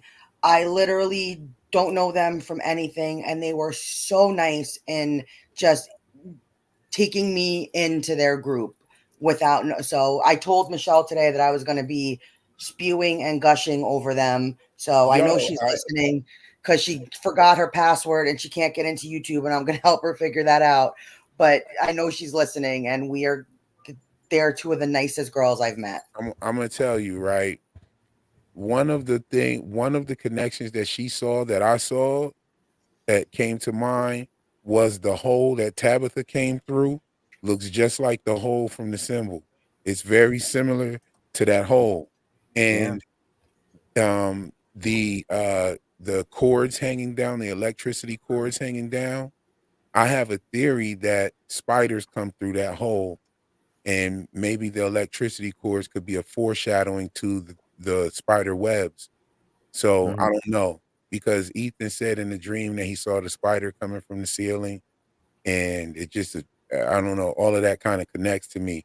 And when she posted that, I was like, holy shit, she's on it. Like I knew that I can't be the only one that thinks that hole looks similar.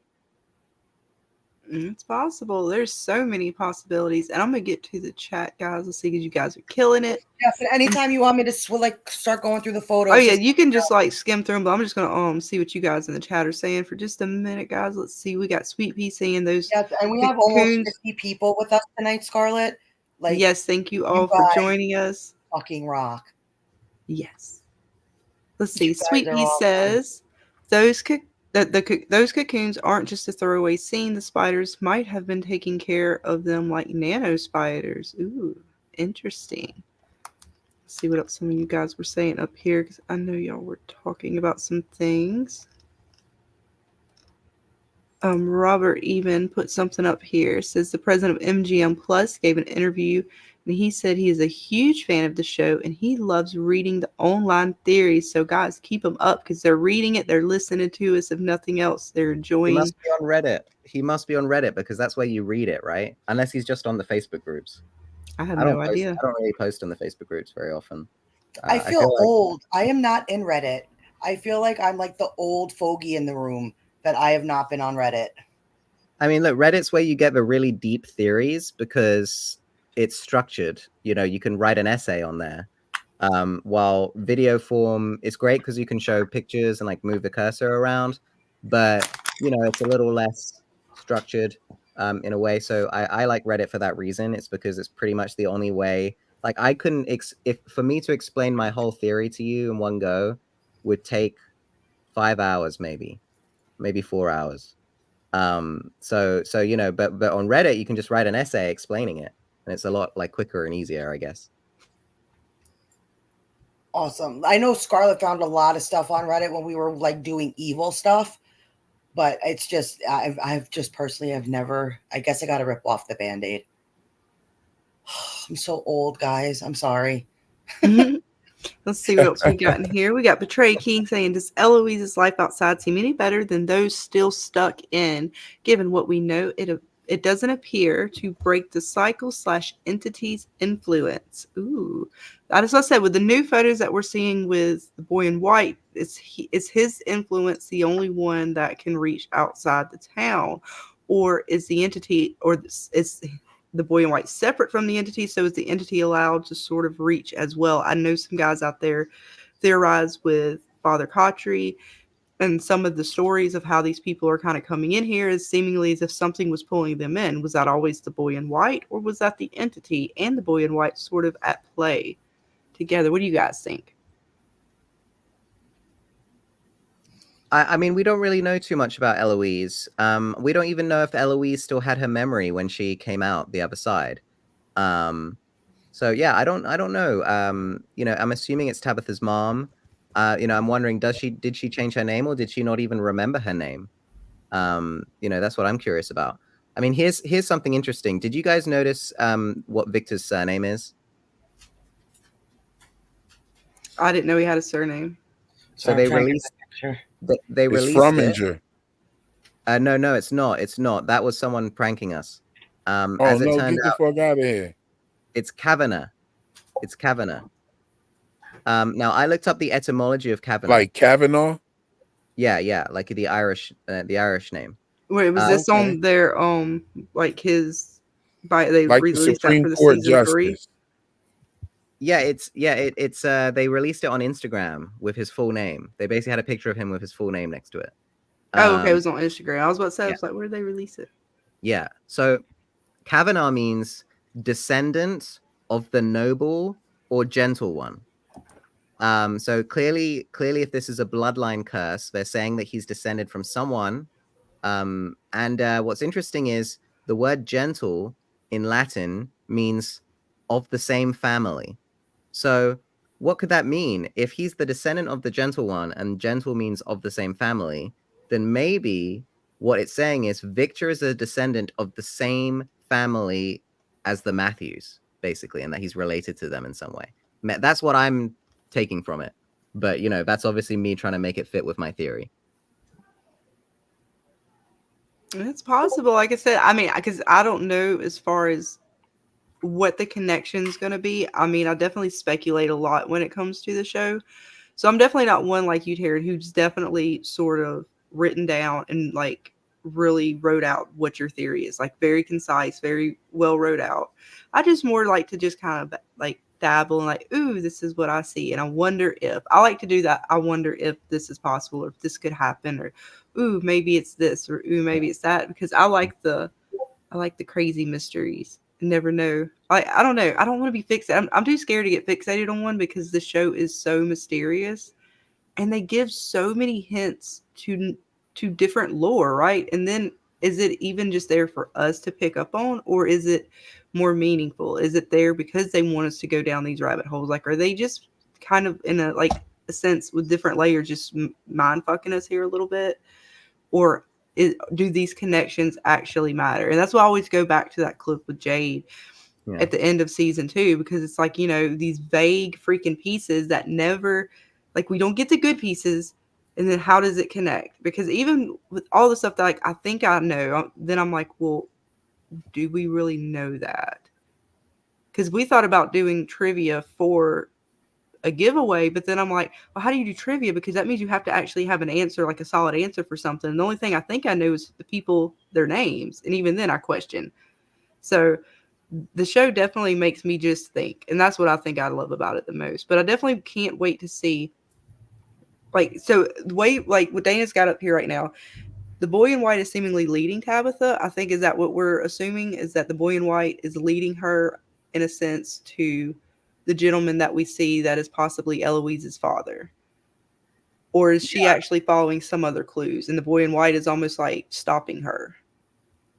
I don't know. I mean, I hate that the boy in white's in the real world. It kind of ruins it a little for me. Really?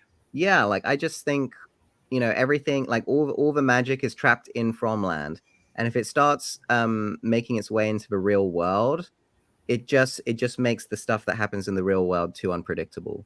That's just me. Like I wouldn't like him to be in the real world. I want all the beings to be trapped in Fromland, and they can't really influence the real world.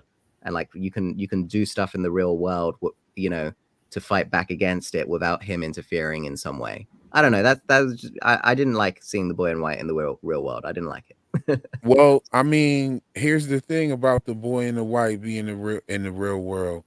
We've seen clues that may allude to the fact that some entity or something is out in the real world.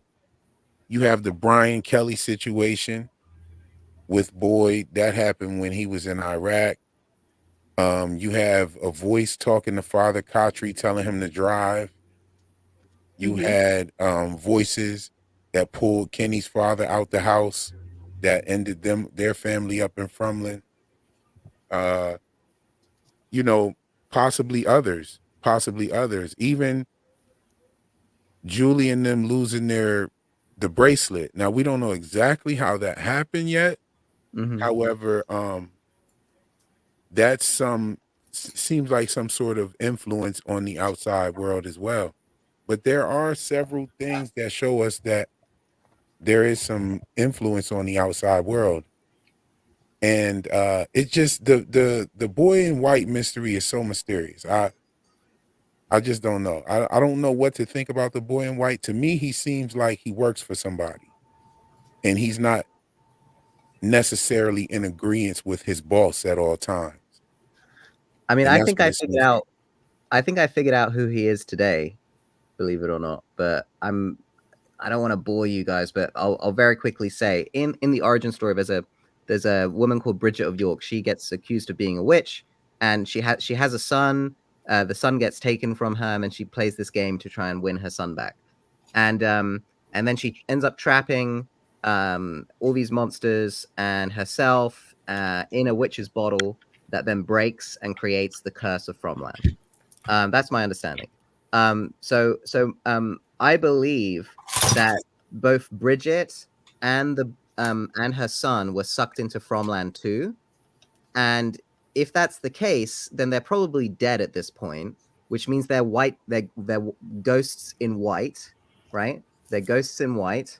Uh, that means Bridget's the older lady that we see in the background.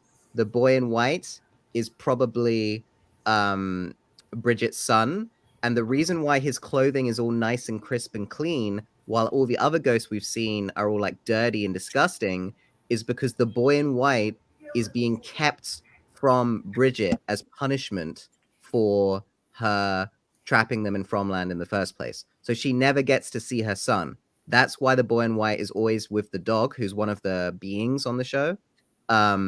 It's Loop Guru, and who's originally Sariel, the fallen angel, in my theory. But yeah, long story short, I think that the boy in white is being kept from his mom. His mom's responsible for having created Fromland, and that's why he's the only one with clean clothes, because he lives with the bad guys. All the other ghosts, they live out in the woods and they don't get any, power or magic from the boogeyman, but he does, and that's why he's all crisp and clean. And I wonder if the man in white will turn out to be the evil priest that I think is also in this scene. We'll see. If he has an Italian accent, that would be quite interesting, although he probably lost his accent over the centuries. That's it. Sorry. That's the whole thing. And welcome, Vanessa. I know you just popped in, and some of you other folks who are joining us tonight. Welcome, welcome. Happy Friday to you all. Nah, that's a dope theory though, for real. Especially how you tie it into your origin story theory. With Bridget York and the rest. I think it's really dope. I'm not fixed on it yet. I don't know where to go with the boy in white actually. Yeah. The dogs have been like the dogs are a clue to who the boy in white is. But I don't know where to go with that clue. Well, Scarlett found something really interesting when she was diving into these two goddesses. One of them actually had like dogs, right? Wasn't it, Scarlett? Yeah, was it Hecate? She primarily does have like the watchdogs as part of one of her like attributes or whatever, her like sort of companions. Melanoy, which is the daughter of Persephone and Zeus, she's sort of, when the dogs are like barking at something, say like something at the door, but there's nothing there, seemingly she's what causes that effect. So they both sort of, and they're very much so goddesses that get, I want to say, confused, although they definitely have separate lineages or like family, like their birth and everything. They have a lot of attributes that are the same. The only difference really in a lot of it is the fact that Melanoy was into nightmares, particularly. Her birth was a little more tumultuous. And the fact that she was, I believe, and I have to double check some of the findings because there's not an actual lot of lore that I have found that is not based off of like a TV show, a video game, movie. There's only the the Orphic hymns, and then she's also referenced in this tablet that's a triangle that is part of a divination kit. I know I probably said that wrong again, Dana. Divination kit that also has these, they call them thunderstones. So we have like, I found out also digging further with this triangle, and I'm going to get pictures of it. I was actually trying to find some better images of it, but it's 3 triangles actually. There's 3 of them, and I know we see the depiction of the 3 triangles on the cave drawings, and the sort of worship that takes place kind of depicted on the cave drawing. So I started looking into that tablet to try to figure out what it was about, and there's 3 of them that are sort of different, but the main one that Melanoy is on, it starts to tie into her, Hecate, and Persephone, and some of these other goddesses, and a ritual that invokes this sort of magic, and it talks about the ritual further, and I believe, I'm still trying to put all of the details together, but I believe it gets into Dionysus and sort of the mysteries of him and sort of the cults that revolved around him, and these rituals that have to do with death and rebirth. And then if you start getting down the train with his mythology and how he was actually, he's the brother to Melanoy. They are actually brother and sister. His first actual embodiment, he was born of Persephone and Zeus as well, where Zeus, in the same sense, came to Persephone under the guise of being Hades, tricked her. They produced a child, both of these children, and both of these children were either, I believe, ripped from birth or torn apart in some manner because of either Hera's jealousy or Hades being up, his jealousy. And I believe, if I'm not mistaken, that Dionysus, when it happened for him, I believe it was Hera's jealousy, and I believe it's common, but I'm trying to make sure I haven't 100% made sure of this fact, but I believe she is tied to crows. So we have this aspect of crows with her. We have the death and rebirth of Dionysus, and how she sort of went after him. And she even got in trouble for it so much that Zeus punished her for this. But the only part of him that was left after, I believe she got the Titans to rip him apart. It kind of tricked him and ripped him apart. And the only part of him that was left was his heart. And that was how he was reincarnated, was through his heart. And I believe some other little magics with a nymph. That was his second mother. So it's just, I don't know exactly where I'm going with this yet, because I've been trying to find more on particular goddesses in the nightmare realm. They use the torches in order to guide the light through the dark realms. We have Hecate, who is sort of a keeper of keys between realms, not to mention magic, or protector against witchcraft. They have the moon cycles attached to them. This particular ritual sort of has to do with them invoking them I'm trying to remember exactly how it was worded, but I know it has to do with the night and the day. The day is invoked the night is invoked at the beginning, the day is invoked at the end, but it's sort of calling on to these spirits, to these entities or goddesses, to help them in their works, to try to help ward off certain spirits and daemons and different things that might come at night, particular night dwellers. And it was just interesting I'm going to try to get it more like cohesed together to explain it better in a video for you guys. But again, it's more or less just some comparisons that I've seen in the lore. I don't think that it's going completely the same way as these characters are described, or these gods and goddesses are described, but more or less the way that From showed the ritual or the worshiping with the talismans and this depiction in the cave drawings, trying to figure out what happened in From and what in lore that we can pull that may help us understand what happened to this place, why this place was created, and how is it working. Sorry, I rambled. Oh, nah, definitely cook. Right? Like I told her. And I mean, even Kerberos was Hades' three-headed dog. Mm-hmm. Wow. So yeah, I definitely could see these nuances all in there. I think they put something in there for everybody to beat.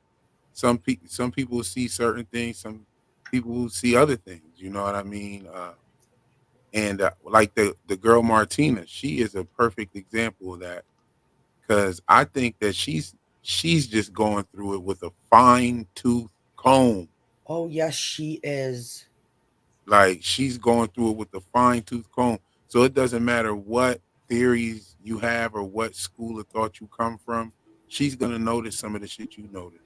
I think it's gonna be dope when you get her up on your stream. That's gonna be fun. I'm working on it. She's a little worried because of her accent and stuff, but I'm definitely, believe me, when I tell you I'm pushing. Mm-hmm. And yes, Susie, I'm going to get up with you because I know Miss Susie knows a lot about Hecate and some of these other Greek gods and goddesses. And Percy, yes, Percy as well. I know I've got to get, we're going to do a voice channel in Discord, and then try to get you guys to come on as well, Susie and Percy, get you guys to tell us the links in the chat. I'll repost it, actually. It was in the chat. Y'all cooking. I forget. We got a lot of people with us tonight. I'm not used to it, David. I know. We are not used to all this love. So thank you guys very, very, very, very, very, very much. Like, you have no idea how me and Scarlett are just so excited. Yo, that's dope. Because even when we like started our channels back when Jeremy kind of like gave us like, go, okay, you've grown, go fly on your own. Like, me and Scarlett just love talking about these shows. Like that's we literally just love talking about these shows together. And I'm just glad that like people want to talk with us about them. Like that's all me and Scarlett really want. It's just people to talk with us.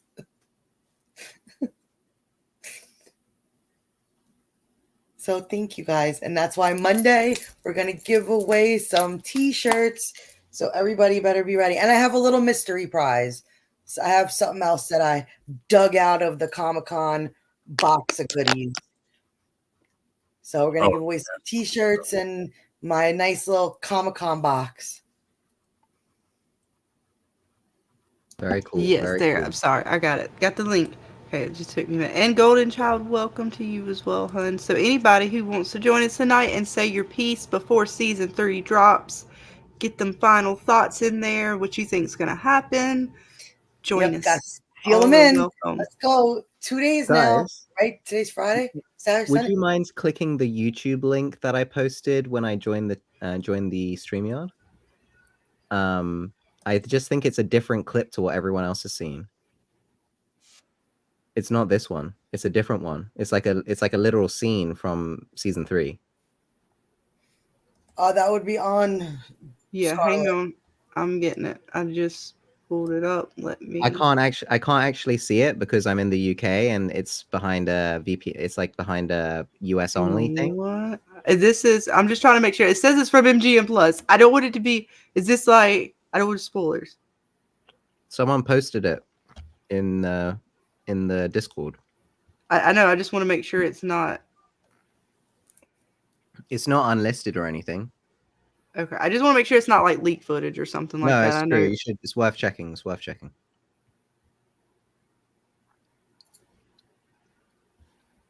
Let me just see.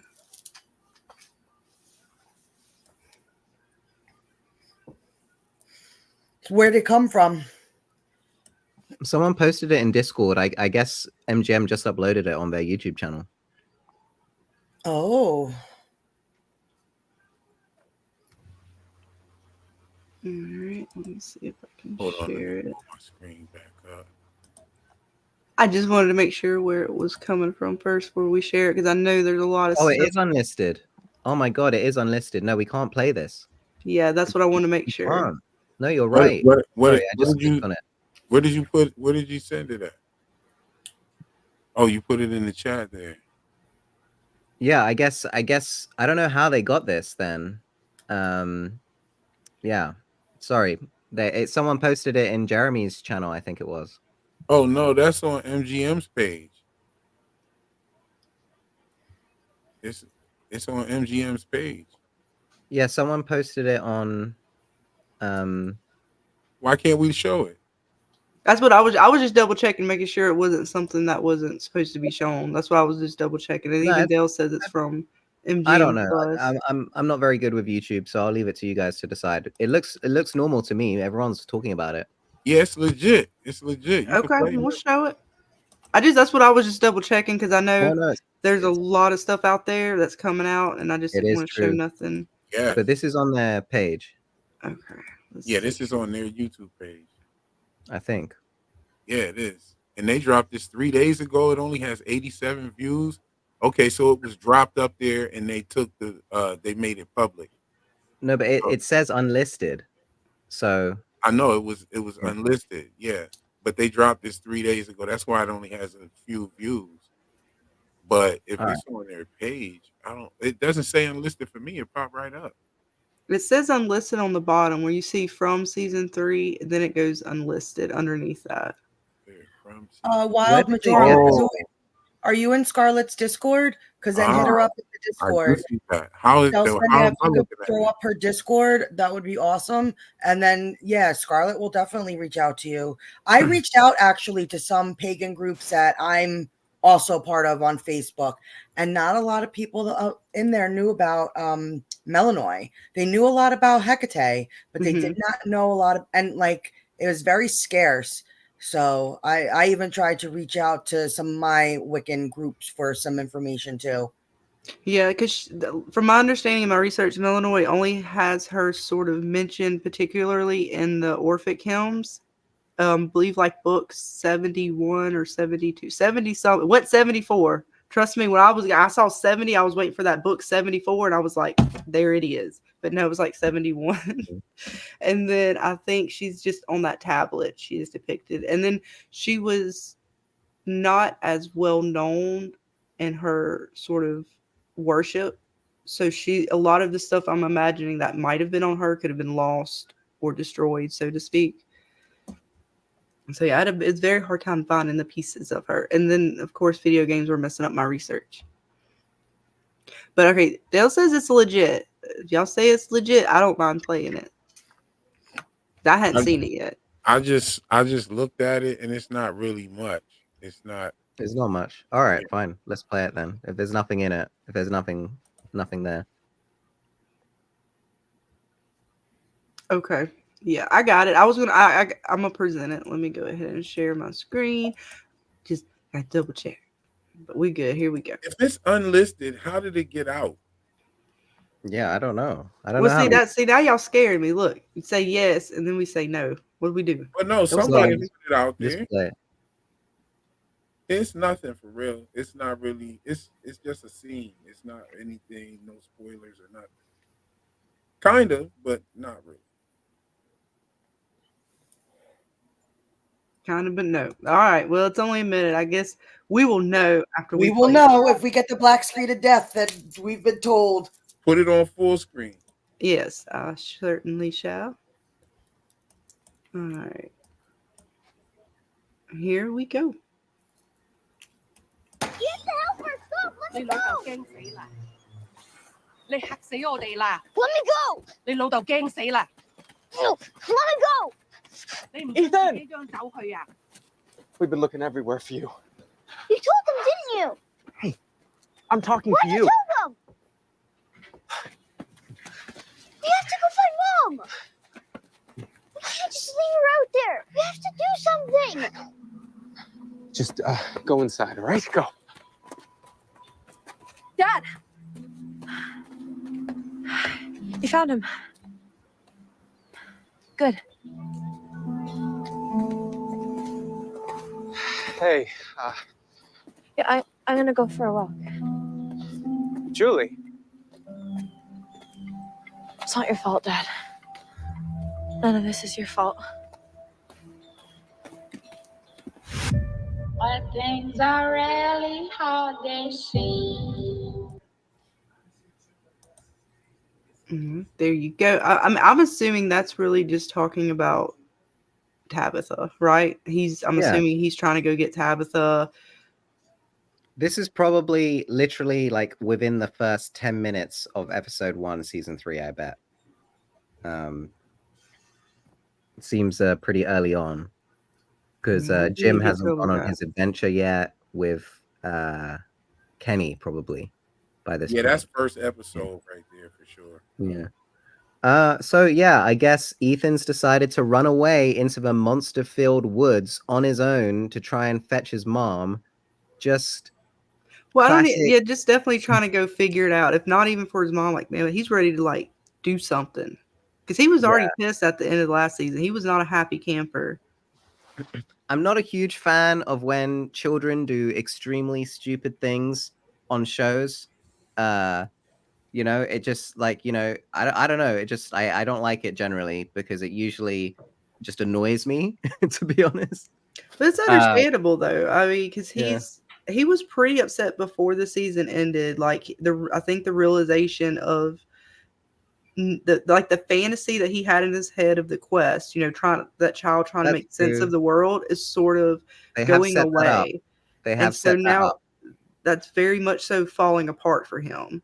It's starting to seem real. So he's still holding on to it. But yeah, I think by the end of the season, it's right. 'Cause it's all about breaking them. So Ethan's breaking down, like they're all breaking down. And I feel for Ethan because his mom's gone and he still believes that they can save her. Like it's all an adventure because I think what later in the trailer, the new trailer, whatever that was out, it shows how I'm trying to remember what was it? Ethan was talking, or no, it was Victor talking to Ethan saying this is real. People really do die. Like I told y'all this. Like that realization I think is going to hit him hard this season. But he wants to try to figure out the quest.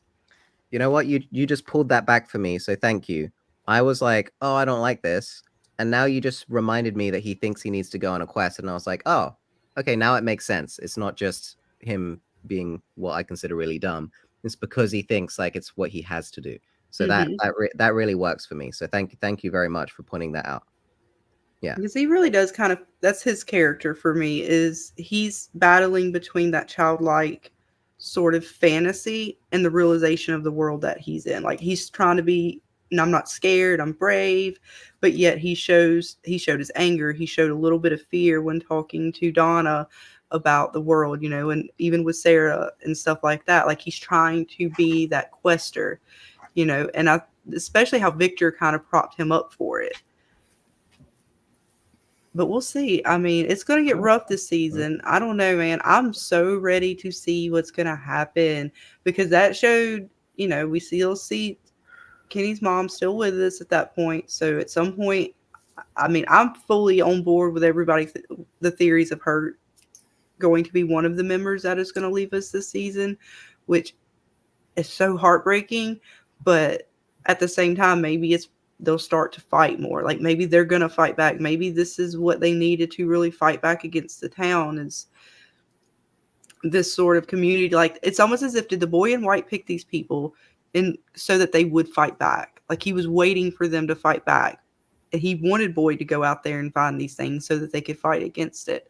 Not to say that the other entity is not fighting against the boy in white, the town, but he really wants them to fight. And so much that Kenny's finally like, we've got to stop playing defense. We have got to get out there and we've got to get ahead of this. Like we've got to know what we're dealing with.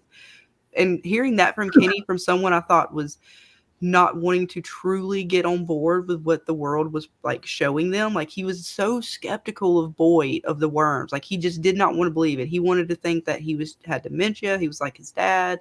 He was having all these problems.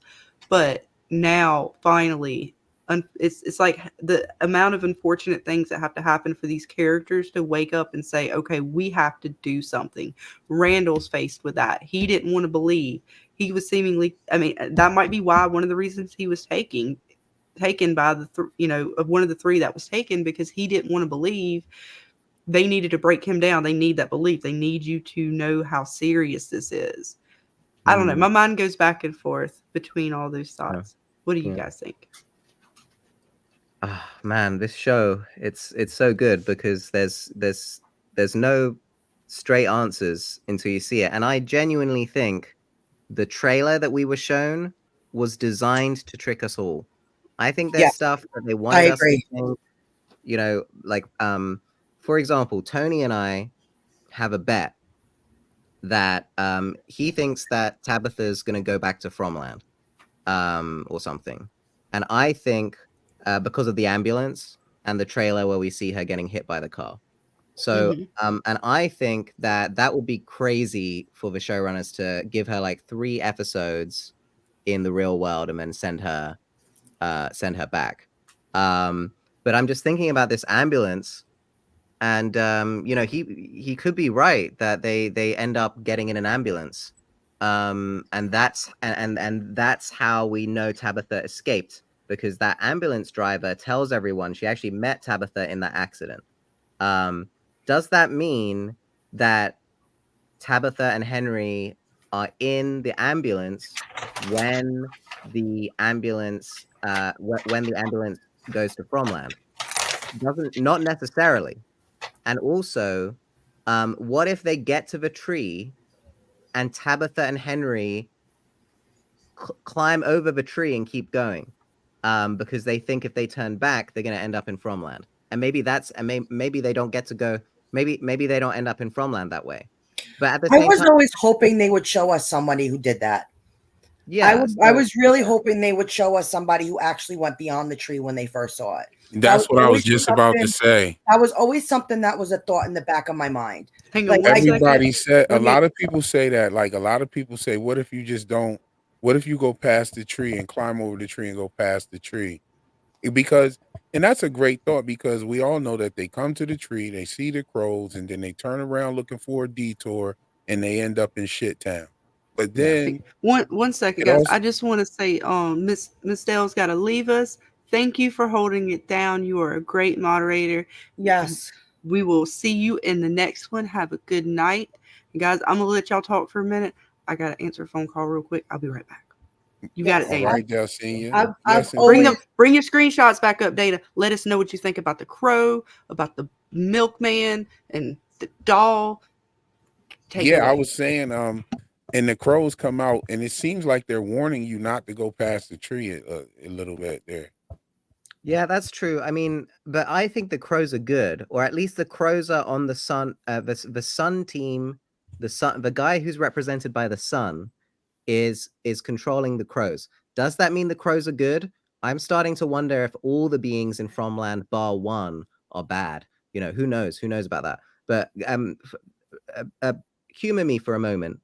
Isn't it interesting that on episode 1 of season 1, when the Matthews family reach the tree, Ethan says, "Get me up," and then Jim lifts him up onto the tree, and he tightrope walks down the trunk of the tree. Isn't that interesting? Because it's almost like he's on the border. It's almost like it's teasing us to say if he just stepped over to the other side, he wouldn't have gone to Fromland. But And do you watching it think back. that him getting that close is why the crows started to react in a more aggressive manner? Yeah, maybe. So, but that confuses me because the crows probably don't. The crows, if they're good, want him to not go to Fromland. I don't know. Maybe they were trying to say, "Come." I don't know. Who knows? I'm still confused on the crows and how they work. Why?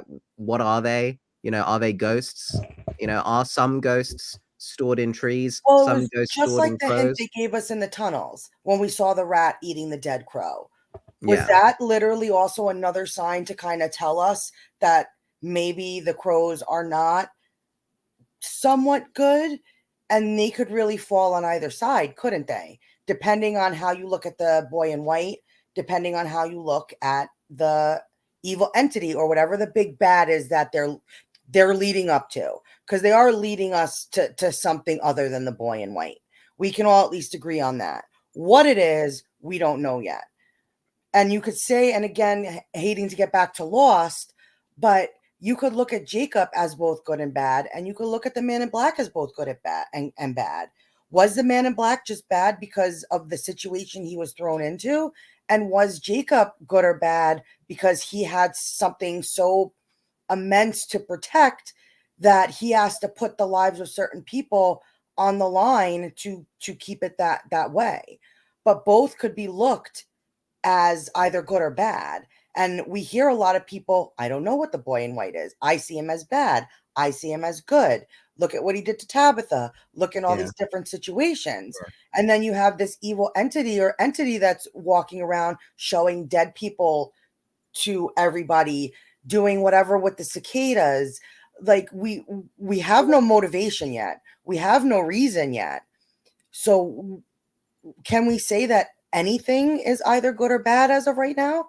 No, that's what I was saying. I don't Yeah. know if there's, and I don't think good and bad is actually black and white on this show. And they show us that with the characters as well, like with Sarah, like with Boyd having to shoot his wife, like with his wife. I don't think good or bad is just as cut and dry or black and white as they say. But I definitely know that there are opposing factors, and there's something in this town that doesn't like the crows because we see the crows getting eaten inside of the tunnel by a rat. Yeah, so And maybe there's a being that has a whole bunch of rats that follow it. that work for him. Yeah. Yeah, like maybe there's like a rat monger. Yeah. That's a good word, a rat monger. All And right, that's- hang on, real disclaimer. Spidey Real says the disclaimer, rat clothes monger. Ethan and Julie are wearing in that clip is the same as the clothes when Granny Monster walks in the house with Ethan and Julie. Yeah, the one we just watched. I didn't even catch that, Bitey. I'm gonna have to go back and rewatch that and see. What did she say? Bitey's saying that the clothes that Ethan and Julie were wearing in the clip we just watched were the same when the Granny Monster walks in the house in the trailer. So that could Okay. be the day before that takes place. Right, or the day after. Or the day after. Yeah, Or absolutely. or for real, that could be that same day. That's That what could I be mean. Like that's like the that, day. that evening. Yeah, That's that's the what I was evening saying. Yeah. when they all end up outside Mm-hmm. and shit like that. Although people do wear the same clothes a lot on this show. That's Like true some too. people wear the same clothes the whole way through. That is also true. See, I'm that's sure what they But have. that's also because it's I'm only sure. a few days that are going by. It's Exactly. I was not. gonna say only a few days have gone by, like a few short weeks and whatnot have actually gone by. And you look at it, and I was thinking about how Victor and Ethan are going to not be so Ethan's not going to be so cool with Victor. And I was saying that. And then in that scene that we just watched, you hear Ethan saying to Victor's like, "Oh, what you told them? You snitched on me? Like what the fuck? You snitched on me?"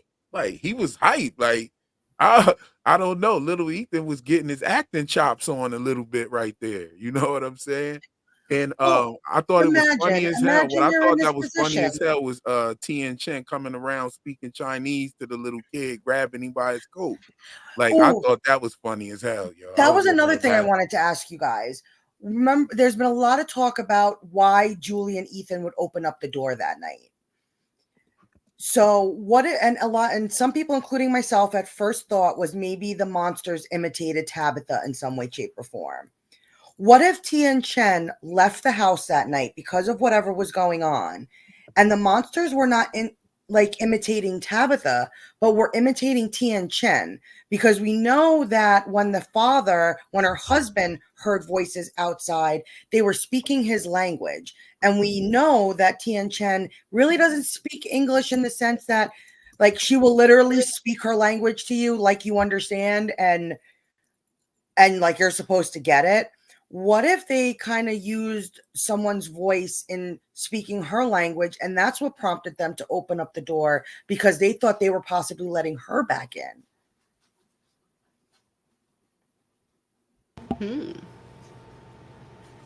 You see, I don't know where I stand with that scene yet because I waffle back and forth in thinking that perhaps they're going out there to save something, or if she was already because think of it, somewhere else prior. Like she was ran maybe out. stuck at the diner or something, and they were still at the house. Like she was over there for some other reason. So I don't know how she ends up where she ends up. Ooh, Chocolate Beauty said like the rat came from the Nutcracker. I definitely think there's some Nutcracker things going on in here because that's who wrote the Nutcracker, Taryn?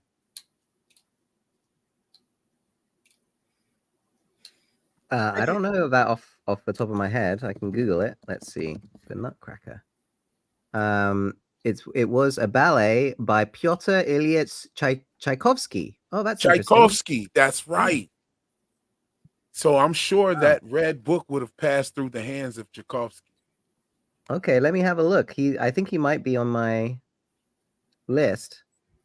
I mean, if I found Farah Jacques in there, and the thing about Farah Jacques is Farah Jacques like revolutionized gallbladder surgery, and we had the gall stuff coming out of there. The bile, the stomach bile. But yeah, that was my first thought about I'm still rooting for the eclipse.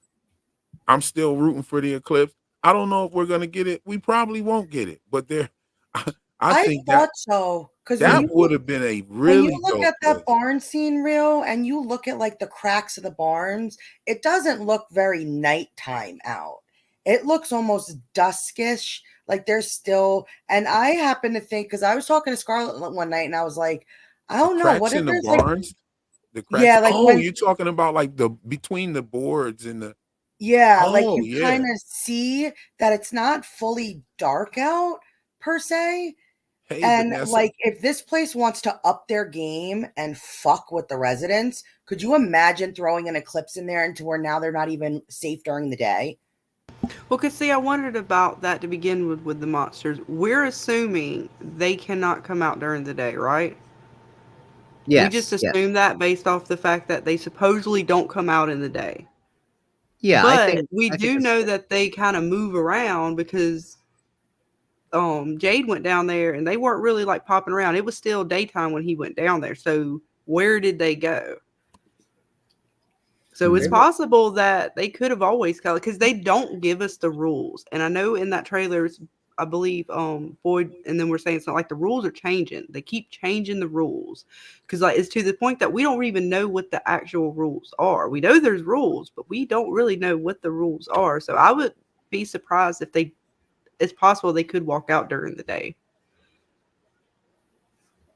I mean, my understanding, I'm not sure when an eclipse would happen. I've seen clues for an eclipse.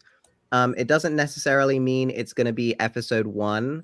I feel like they would save it for a much bigger event.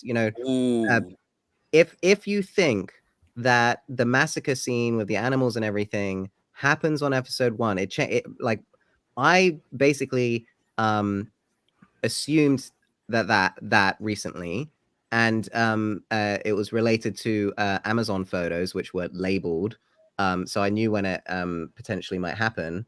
And I was thinking, when what was I thinking? I had it. Oh yes, it was. Sorry, what were we discussing? Sorry, I lost my train of thought there. I did too. I was reading the What chat. the I was slow about to catch up walkers with do? Welcome What the Star. slow walkers do during the day? I like what Percy said, that he said they turn into crow form during the day, but Yeah, we I did thought see them in the caves though. Yeah, They I weren't thought in that crow form. that could be. I have considered that before, and I have put that in a theory before, but I But just why? don't know. Maybe But that why is would what they they be are. crow form? I would think rat form maybe. Yeah, I was thinking the rats too. Yeah. That's why they were eating a crow. Because they were eating a crow. Yeah, down I there. was maybe thinking, and maybe the then crows are a talking different about set of how like monsters. Jade even said like, everybody's content and these monsters sort of walk around content. They're just Well, kind yeah, of the there. crows getting eaten inside of the cave definitely tells you that there is 2 factions here that are and both of them seem to be doing evil shit. Yeah, You know what I'm unless it's a saying? clue. Unless it's a clue to rat torture, which is one of my theories. Is potentially there's rat torture involved. Now But in that new trailer, it shows that crow coming through the window and breaking the glass through the window. It looked like it was holding a rat or something. Yeah, I couldn't see it. It was so fast. I tried to look again to see like what was up with the crow, because he comes through and seemingly, I'm assuming he gets cut on the window is why he's bleeding. But it was just I interesting. thought that he had like a rat. I thought I saw like there were times where it didn't look like one, but there were times where it did look like there was a rat. There was even a time where I freezed it and it looked like a tail. You could see the tail of the rat. So I don't know. I don't really know what the hell was going on with that. That would be very interesting. And that is that scene where we see the tarot cards at. what if there's 2 sets of monsters? One set are the crows we haven't met this set of monsters yet, and they come out during the day, and the monsters, they're rats during the day, but they go elsewhere during the day. So but maybe the rats go to a Canadian town during the day, and the monsters in the Canadian town turn into crows and come to the American town during the day. Well, no, because we see him down in the tunnel sleeping. It does look like it might be holding something real. You got the next one. You got the next clip when it pops in. Look at that. Does it show What's anything? Yeah, I'm telling you, it looks like Is it's that a holding a rat? rat. Yeah, it looks like That's a rat. Oh my god. So, Now and then it looks like it doesn't have anything in its talons. well, but see, when it came in, it popped in and hit that stuff over there. Yeah, I didn't get Maybe the. it dropped the rat on the table. Maybe it dropped the rat on the table. Oh, yeah, maybe it dropped. It came Because in. it was like it came in and popped in off on like Elgin, right? It hit the lamp and fell on Elgin. Hey, there's Star in the building. What's up, Yes, what's up, my favorite lady? And yeah, let me see what Hi you to guys are saying in the everybody. chat. I as a know I matter of haven't been fact. keeping up with the chat. I'm laid Yeah, back. let's in see my what these comfortable guys are chair. saying. Let's see. Yeah, that's the one Wild of is the shots saying that I said that looks like a rat. Let me see what these guys in the chat are saying real quick. Yeah. So she's That's what doesn't Wild look is saying eclipse when Fatima gives birth via the accelerated pregnancy. Percy, I said we got Percy. Yeah, we did that one. Let's see. The That definitely Borgin looks take like the it's holding crow something, bro. form most often. All right, Susie. Of my rule of 3 is correct. It's from Percy. They have 3 forms: crow, rat, and monsters. Okay. Wait, Yeah, what the did triple Percy just say? goddess. Yes, I was just gonna say that's very because in the Wiccan read there is something that states there's something called the rule of 3, and it's 3 times good, 3 times bad. What you put out, if you put out good, you get back 3 times. So yes, that caught my attention. I'm sorry. Okay, so you have Victor, and you have Elgin wearing the shirt, the Elgin wearing the crow shirt, and Victor saying that he don't like Elgin. What was that about?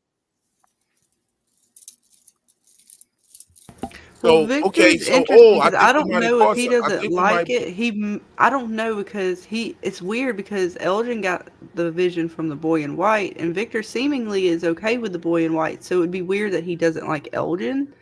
Well, So no, he I said haven't he been able to saw the place boy. it. He didn't say he got the vision from the boy in white. He just said he saw the boy in white Oh, in his okay. dream.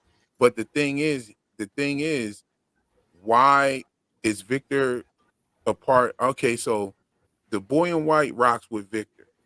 So with that, and Victor doesn't like Elgin. So would that mean that the boy in white is on the opposite team of the crows?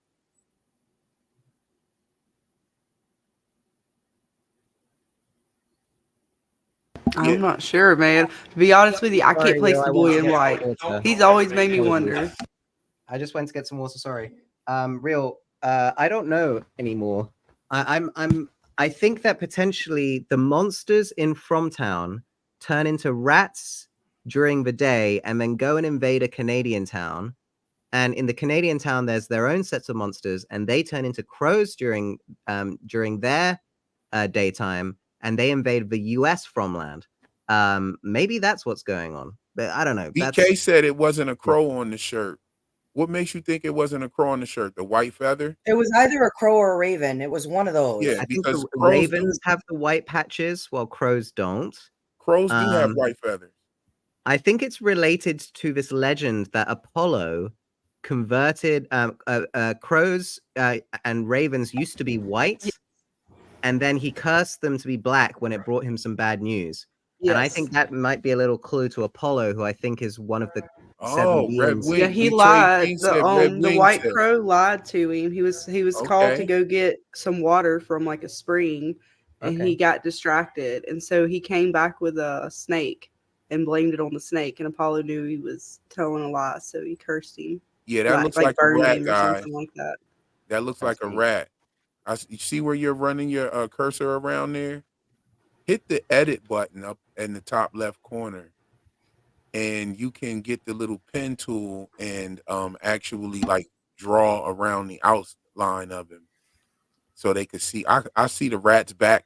The rat's back looks humped. His head looks like it's pointing to the left. That looks like I'm he's looking. holding a. It looks like it's holding something. I don't know if we can confirm it's a rat. It almost looks like a bat, actually. Who knows? Who knows? But it's holding something. And you said that there's blood when it hits the lampshade. When it hits the lampshade, there's Yeah. There's blood. blood. Yeah, So I'm assuming from the break of the window, but a dead I rat. think if a crow cut itself enough to bleed from breaking through a window, it would have killed him. When do you think this episode happens? I think that's like maybe 4, episode maybe? 2 or 3. It Interesting. might even be in episode 4 since they put it in this trailer, because I know they're not gonna show us anything from episode 5 and beyond for sure. Yeah. All I know is the show is trying to trick us with these trailers. So I'm actually in my like mega theory. I've decided to basically cut all my theories about season 3, because I just get this Do you guys feeling that we're mind if being we messed watch with. that trailer? Sorry? Do you guys mind if we watch that trailer? Can we No, go watch for that it. Go trailer, for it. guys? I'd love to see Yeah, it. go for it. Which one? The new one, the new trailer. They dropped it on I Amazon, could so pull it's it up. fair game now. Yeah, I was hold gonna on. say because I could pull. the copy that I could pull it up. have Hold on, is Here's how I not get it. very good. I have a video that I did for it, but my I have voice it. was Hold sounding on. terrible. So I'm gonna redo the Give me one vocals. second. All right, let me just catch up on the chat real quick. While it says, I Yeah. feel the boy in white is akin Pull it up. to the man from the other place in Twin Peaks. He is a god that can be good or evil. Told Laura to put the ring on before she died. Percy says the bird on Eldridge's shirt is a pie crow. All right, pied crow. What if, all right, drops a message to them? Yeah, because the birds definitely could mean so many things. The crows got lots of different symbolism depending on the lore you go with. Yeah. That's the thing. Maybe maybe Fatima. Remember they said that they have to make a choice about the pregnancy. Maybe Fatima is consulting with somebody with those tarot cards to, possibly make a choice or something. Yeah, I wonder what the tarot card that she sees will be. I'm hoping it's the Empress. And I want I wonder if it's 3 cards. So if I had to guess, I would say it's the Empress, the Lovers, and the Death card, if I had to guess, or the Judgment card maybe. Those are my 4 cards I would guess that might come up. Who's your death? Mr. Liu.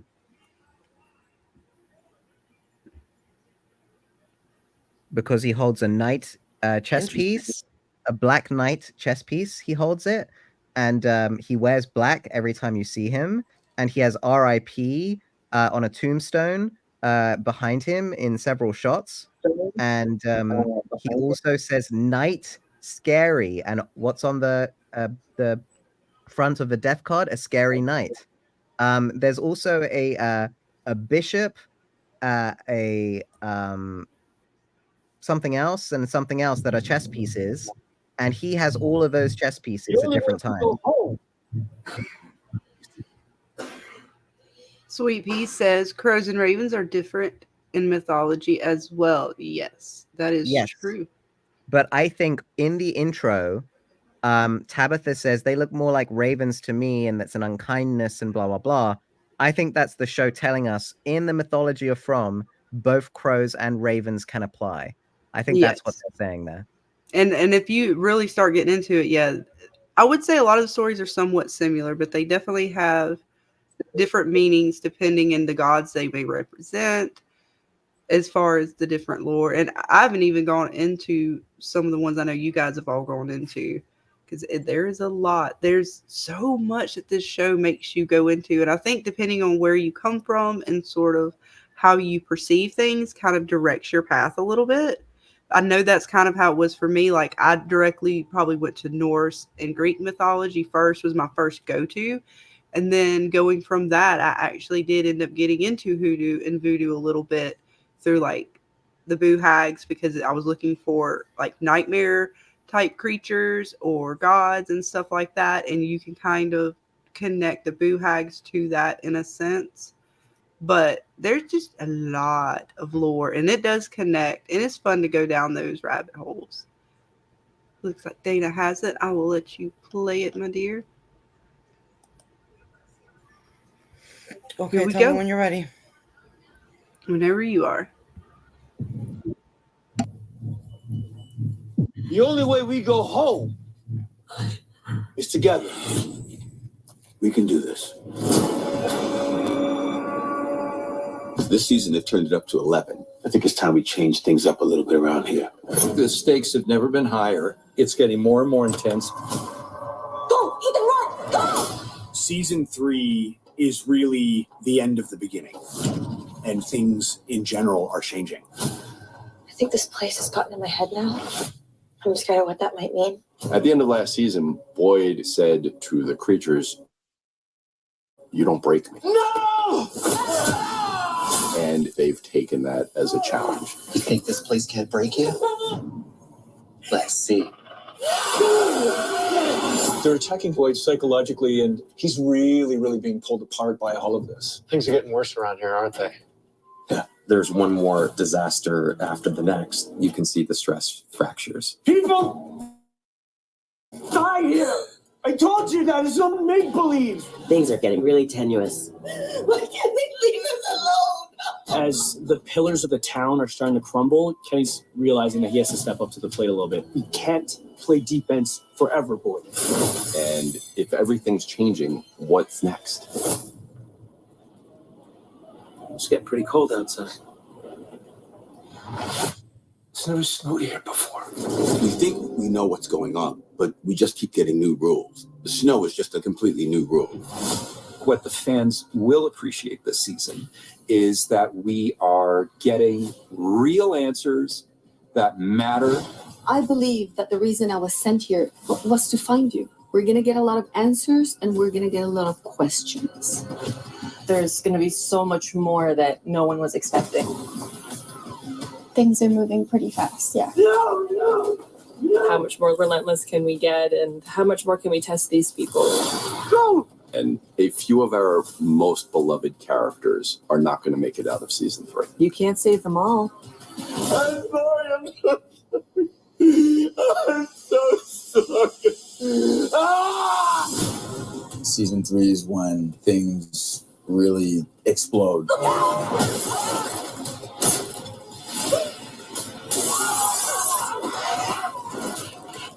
But the fight isn't over until they're all dead. Or we are. How are you still alive? They wanted me to watch. Yes, who is still alive and how are they still alive? I think that's Christopher. I know, right? That was my first thought. And then I'm trying to think, well, who else would it be? Was it Tabitha? Say what? It's Jim is the other one. Sorry.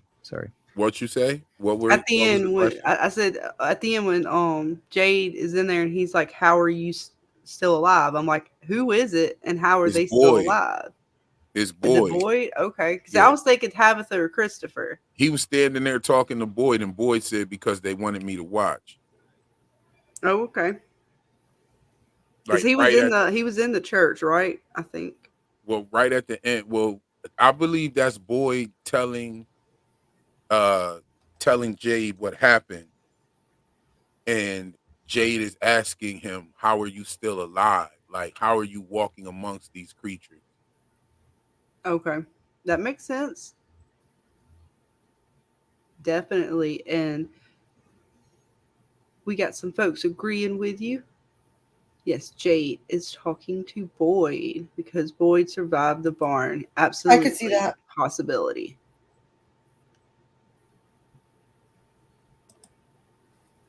Man, I can't wait. There's so much in these little pieces they're giving us.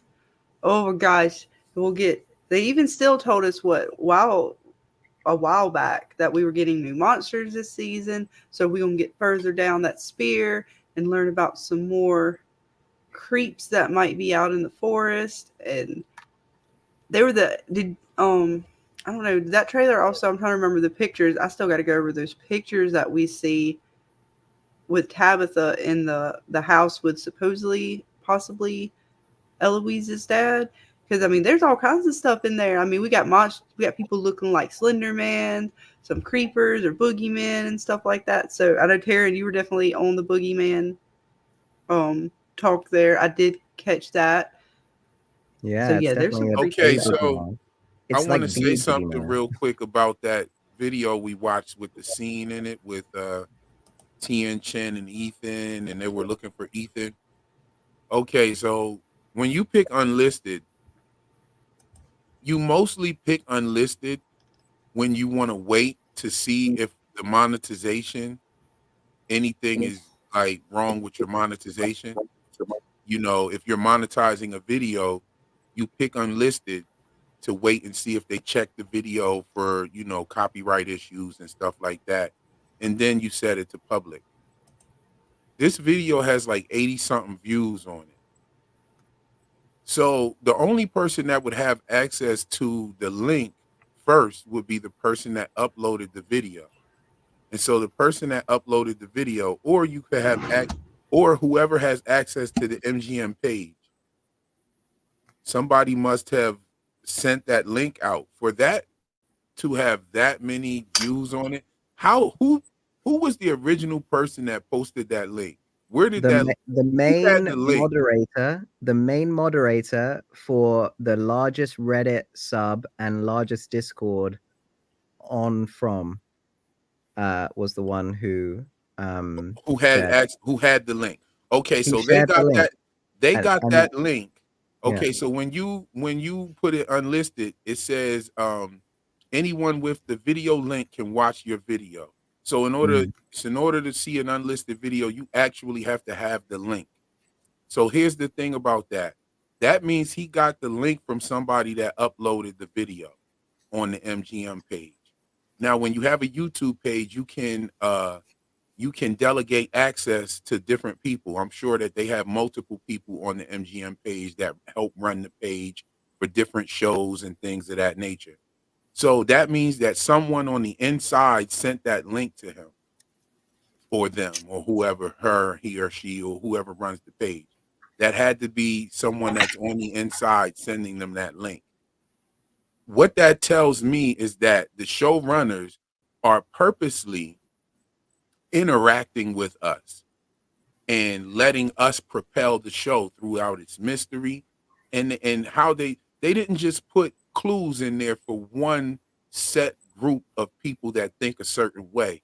They put clues in there for all kinds of people to I remember there are people saying that it's a psychiatric hospital, and there's people saying that it's a simulation of sorts, some sort of, all kinds of different theories. Like they put that in there on purpose. They put all those different nuances in there on purpose, and they're doing things in a way that it seems like they want the interaction from us and they want us to dive deep. So for the people that are saying that the showrunners don't care and they're not thinking that deep into the show, then why would they have a show with such a mystery and then leave certain levels of access to the people that watch the show only? Like, because if you give it to someone that's running a Reddit thread for the show, you won't find people that don't watch the show on that Reddit thread. So, yeah, they're definitely doing these things. And not only that, you can pretty much, I started my channel covering from. I've never had a problem with their copyright issues until I found that sound bite. They didn't let me put my video up for like a couple of hours or until the next day. But then they let it go, and then they let me go ahead and expose the sound bite was in there. So that's why the first video I did about it was actually a short, because they wouldn't let me upload like a full video that I had about it.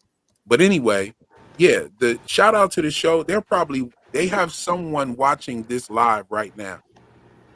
You know what I'm saying? Because if I was them and that's what I was doing by making the show interactive, I would have somebody that their job is to hop on YouTube and every once in a while keep in touch, keep up to breast with all the channels, no matter how many views they got, no matter how many subscribers they got. I would have them like, okay, when you get on the YouTube homepage, you can hit live and then it'll show you everybody that's going live. So I would look for people that would be going live. I would have somebody doing that and bringing Real back quick, information. I just want to welcome Buddha Cafe. Hang on, let me get it. Do we have enough spots? Oh yeah, go ahead. Yeah. I'm gonna have to get a new thing set up. I'm gonna set up some pictures in the back real quick. I'm gonna edit the layout. But welcome, Buddha. Oh, it's got you muted. It's got your mic muted, man. My mic? No, Buddha. Oh, okay. Oh, Buddha's in here. Just while we wait for Buddha to get his microphone working, I've shared another link in the private chat to a Twitter video that you guys may not have seen, where there's interviews with the actors, and I think they leave an enormous clue at the end. So whenever you get a chance, I would love to watch that with you to show you guys something really cool. But it's no pressure, no pressure. Hang on 1 second. Let me get this situated. But yeah, thank you all for joining us. Buddha, let's see, did we get yours? Wait, I might have accidentally took yours away. Hang on. I'm trying to edit stuff here. But what do you guys think we're going to get coming for season 3, episode 1? What is your first prediction? Oh, Buddha, he left. He might be coming back in. Okay. Put another camera slot for him. What do you guys think? What was coming episode 1? What is your, like, where are we going to start? Say, Are we starting at the hospital? Are we starting in the caves? Is Tabitha just going to pop up somewhere? I'm most interested in Tabitha's journey more than anything, because that's where we're going to see more paintings, you know, which is major clues. Good evening, good afternoon. Can you guys hear me? Yes, we can hear you. Oh. Welcome. No audio disruption on my behalf? No, you're good. You are good. You know, that was the first time. Seriously, because I dropped into other channels and I was the problem. And it happens. It's just the fun of streaming. No, thank you so much for you know, giving me the invite. Yes, man, you are always welcome. Everybody's welcome. The link is in the chat. Yeah, absolutely. You know, Scarlett, I know you for quite some time, and chatting with you, I discovered you just like you know, browsing. Hi, Buddha. Hey, Dana, love you. Did you get my box? No. Then it should be coming to you any day. I should wait. Something's coming down the pipe, right? Yep. Yeah, that's great. Love it. No, I haven't gotten it yet. I'm in California. You're on the East Coast, right? Yep. But hi. Oh man. So what do you think, Buddha man? Where you think we're gonna be going season 3? You know what? First thoughts. What you got for us? The first thing that drove me nuts about you guys' conversation, well, not you guys, but in other channels as well, that drove me nuts is that nobody's talking about the cicadas. Because they coming back? Well, you have to, if you guys understand what the cicadas are all about, if I'm not mistaken, there's 3 types of cicadas, if not more. And by types, I mean there's different types of color. Okay, well, in human terms, there's different. There's blue, red, and green. No, there's orangish ones too. We found the orange ones. Yeah, not blue. Strike blue. And it's mysterious in that they don't come out together. They're all underground, and whatever time of season, and by season I mean like every 5 years, every 7 years, every 8 years. Like they use odd and even numbers, and when they choose to decide to come out. Okay, so I want to share a video with you guys, but I don't have it with me right now. But I will gladly share with you guys on Discord, or I can share with you on you guys' next channel. That way, I can have some time to put together. Yeah, we can. After the stream, sometime this week, we'll get with you and see if we can't get the video. Sure. Okay, so cicadas, the type of cicadas you would think like cicadas are cicadas. No, that's not how they operate. They all go underground and they take turns. They're not almost. You would think that they're like different species, or human beings. Like they think like it's our turn to come out, and when you're done exposing yourself and breeding, then it's our turn. And that's exactly what cicadas do. I can't wait to show you the video that to break down what I'm talking about. I'm very familiar with cicadas. I see them every year down here, and they fly at me and try to attack me. Cicadas very much. I've told this story probably twice, and I'm gonna tell it again. It was like not even a week ago. I was outside, and I can hear them. They're very active in the mornings and in the evenings. And this morning I'm outside, and sure enough, I hear him flying through the tree, and he comes, and I look up, and I see him. We make eye contact, and he beelines it back for the power line and then back into the tree. They're coming after me. I don't like them. 100%. And when you saw those cicadas, did you see them like every day or at a certain period of time? No, they're out here every day, and they're most active in the mornings and in the evenings. Particular cicada you're talking about, they are the outsiders, as what they're called, is what the scientists call them. But there's also other cicadas, like, for example, it's like very spiritual, for lack of a better word. Like, there's like the particular species, right? You have the ones that come out every so many years. Yeah. And the other one comes out for the 8 years. Odds and even numbers. I'm not gonna. I can't dive into it, and I can't explain it as well. But just imagine that these motherfuckers take turns to breed and expose themselves. But rest assured that they don't come out. Well, actually, there is a specific point in time where they do all come out together. But the fact that they do all come out together at a specific point in time, as if somebody had an alarm clock for them to all come out for some God-given reason, hello. Like, that's I believe it was when the body got burned, because they were in Smiley's body cooking, and then they finalized that cooking process as seen sort of in Kenny's dream. We see the pot of cicadas cooking. They literally cooked the cicadas, so to speak, in Smiley's body, and by the time they walk back to town, the cicadas are released. Yeah, 100%. And that's why I think that in this next episode, I think that they're going to use the cicadas in that they're going to turn the chapter, change the channel, using the cicadas in that the cicadas are no longer. I'm gonna say that cicadas have some kind of a say in their environmental in their environment, and they're gonna make they're gonna change the whirlwind, for lack of a better word, in what's gonna happen. Ooh, so do you think the cicadas are still in the 3? That's the thing. I like that they haven't told us. I just want to what do you think, comment Darren? real What do you quick. think, Real? Do you Hang think on the real cicadas quick. are still in? We got Coyote says the cicadas coming out is what triggered winter to happen. Ooh, I like that. And Chocolate says, I have a pretty. Oh, sorry. Would you like to continue going through the comments? Yeah, I just want to catch up with some of these comments real quick, guys. Chocolate says, are cicadas and locusts the same thing? No, they're not quite the same thing, but they're both. I do not like either. Let's see what else were you guys saying. The cicadas come up after the long summer to breed and die soon after. Yeah, that's true. That's correct.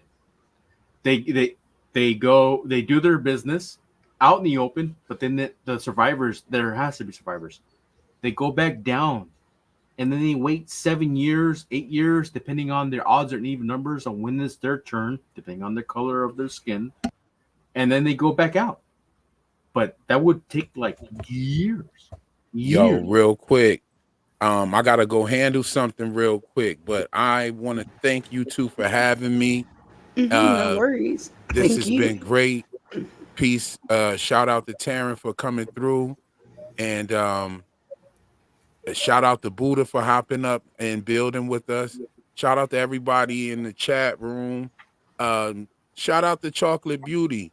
Today is day 30 of the daily From shorts that I've been doing. So thank you for that idea. Chocolate Beauty gave me that idea to do one all the way out until. But I appreciate this. It's been real fun. We hit some real dope notes on this. And I can't wait for the show, y'all. Yes, we'll see you Monday. I can't wait for the show. See you Monday. Peace. Peace out, brother. Bye, man. Thank you for joining. Well, Real. Have a good night. But now, what were you going to say, Taryn, about the cicadas? Well, look, I have a pretty involved theory, but I believe that there is very clear signs to hoodoo on the show, and Hoodoo or voodoo? hoodoo, HOODOO. Oh, okay. The newspapers on the walls, the spitting, some of the references made. Yeah, yeah. You know, the even the dolls that we see outside that village in the trailer are pretty clearly Nkondi dolls, which are a type of hoodoo doll used to used to protect or attack. And what's interesting is that in my theory, I believe that in the 1860s, which I think we'll see, I mean, they've built this entire set. You think it's just so Jim and Kenny can have a camping trip? I don't know. I think what's happening is they're going to move the entire town to this new place so that they can film a season there while they rebuild the town to look like the 1930s or something. And then we're going to see that wooden town, turned into an 1860s version of Fromland with people in it. And I believe in the 1860s, a hoodoo root doctor called Caroline Dye cursed the boogeyman using hoodoo magic. And that curse put worms and cicadas inside him. And that curse remained with the boogeyman until it were and so when the boogeyman possessed Martin, Martin keeps that curse. Then Martin passes that curse and the boogeyman's possession to Boyd. So Boyd's about to be possessed by the boogeyman. That's why he keeps seeing the ballerina. That's why he's getting the worms. Then Boyd passes the curse and the possession to Smiley, who then dies. And when they cut him open, it releases the cicada curse, which spreads all over the town and hurts everyone. And now the possession is free. So I believe in season. But what cicada though? Sorry? What cicada? Sorry, I didn't mean to cut you off. I'm just wondering, like, what you're saying is makes sense, 100%. What cicada though? Because there's different types of cicadas, and that's it would be a cicada native to Newfoundland, and there is a species of cicada from northeastern Canada that you can find in Newfoundland. So it'll be whatever that species is. Because this entire universe is all about Newfoundland, in my opinion, in northeastern Canada. But anyway, to cut a long story short, what's going to happen in season 3, in my opinion, is that Randall, Julie, and Marielle have been selected to potentially become the next avatar for the boogeyman. And I think that's going to choose Marielle, because Marielle can dance like a ballerina. She's danced as a ballerina in her last TV series that she made, and she's been trained professionally as a dancer. She's danced with one of the most famous ballerina dance troupes in the world. And suddenly she's on a show with a ballerina where the monster is a ballerina. She's clearly going to be the one who's possessed, and it's going to create friction between Kenny and Christy, because Christy can't be with Kenny because technically Marielle's still alive, but she also can't be with Marielle. So it's going to cause the most pain to those three, which is why the boogeyman's doing it. So I think the cicadas are done. I think that the remains of Caroline Dye's curse from the 1860s. That's exactly what they want you to believe, though. Sorry? That's exactly what they want you to think. You might be ahead of them. That's exactly what they want you to think. That cicadas are done. I mean, look, if the cicadas aren't done, then all it means is that effectively, my understanding is that the boogeyman was originally Cain. And the curse of Cain said when someone harmed him, then he would return the harm sevenfold. So maybe what that means is the boogeyman, when something hurts him, like roots or a curse, he gains that power because that's what he was cursed with, to get back the power 7 times over. Okay. Yeah, that makes that 100%. That definitely makes sense. And the only reason why I say that makes sense because the show hasn't had an answer for the Marine that was locked, the Marine veteran that was locked up in chains, that transferred his power over to somebody else. And yet we're sitting here with our twiddling our fingers trying to figure out what the fuck, like what did he do to inherit some such power that he can transfer his power over somebody else. They can destroy the monsters, for lack of a better word. Yeah. So yeah, I agree. I agree. And real quick, I just want to get some more comments. We got Percy saying, I think the cicadas were also like an announcement of the release of the 3 Hades, Minerva, and Icarus. Interesting. You guys have to understand that cicadas is just not a bug. These guys are fucking mysterious. These little buggers are very, very mysterious. They only come out on their specific. Okay, so like, think of it like Asians, Africans, and and South Americans. They only come out of the ground at a specific point in time. It's fucking crazy. Cicadas just that's how they roll. They do that. I like I said, Scarlet Fear. I have a video. I just have to dive in, find it, and I'll share that with gladly share with that. Yeah, put it up in the Discord. And see, Wild says, I don't think this was Cicada 3301 was ever solved. I listened to a podcast about it. Thought the Cicada arc was done too, but you never know. And that is true. This show definitely likes to make you think one thing and definitely flip it and twist it into something much darker. Does anyone think the lights, and this is from Rustic Pierce, does anyone think the lights that are flickering in the show are Morse code? And see, I just assumed it's that link in that sort of psychic energy. I want to say it's coming from the caves, only because of the fact the monsters down there, we see the roots down there, and of course the power lines lead down there. But yeah, it could just be it could be coming from the lighthouse, because we see the lighthouse is not affected the way the power seems to be affected. Even lanterns that seemingly have a power source of like battery or something electrical in that sense seem to be affected, but I do not believe the lighthouse is, and it is mechanical as well as gas powered, I believe, just from what I could see of the lighthouse, which makes me think it is not triggered in the same way as the power. Well, I did share that clip on Reddit, and on a Morse code forum, and several people commented saying there's no way it's Morse code. It's too fast. It doesn't have the clear stops and starts. You couldn't tell. It was just a mess. It was like a garble. There's no way it would be Morse code. What is interesting though is that I spotted a binary using cats and dogs on Megan's door as 1s and 0s to spell out the numbers 4 and 7. So they do use binary on the show. But I think given what the Morse code people said, which is the only other language that uses on off basically, stops and starts at lines and dots basically, that yeah, I don't think it can be, unfortunately. But yeah, thank you very much for having me on the show, but it is almost 3 a.m. for me. So yes, it is definitely late for you. And thank you for hanging with us. Great thoughts, great theories. Always 3 a.m. Where the fuck are you at? He's on across the pond from us. Yes, thank you, Taryn, very much for coming on.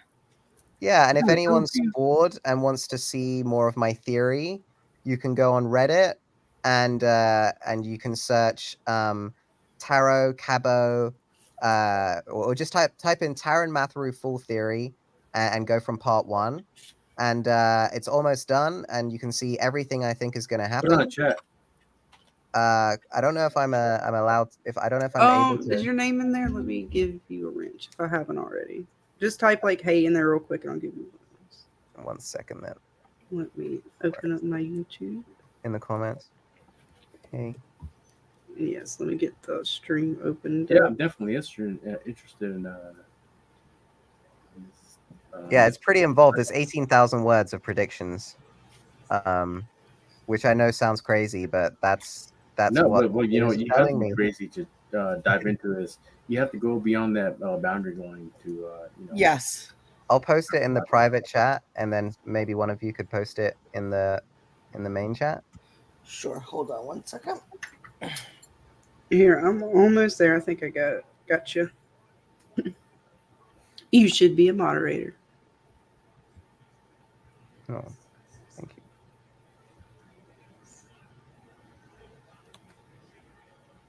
But yes, guys, thank everybody who has joined us tonight, because it is almost time for From Season 3. And I know I can't wait. I'm still trying to get down this rabbit hole with the Greek gods. There's just a lot I do have weird one. mysteries from the weird sort of I got you, Taryn. I branches. put it in the. Thank you. You're very welcome.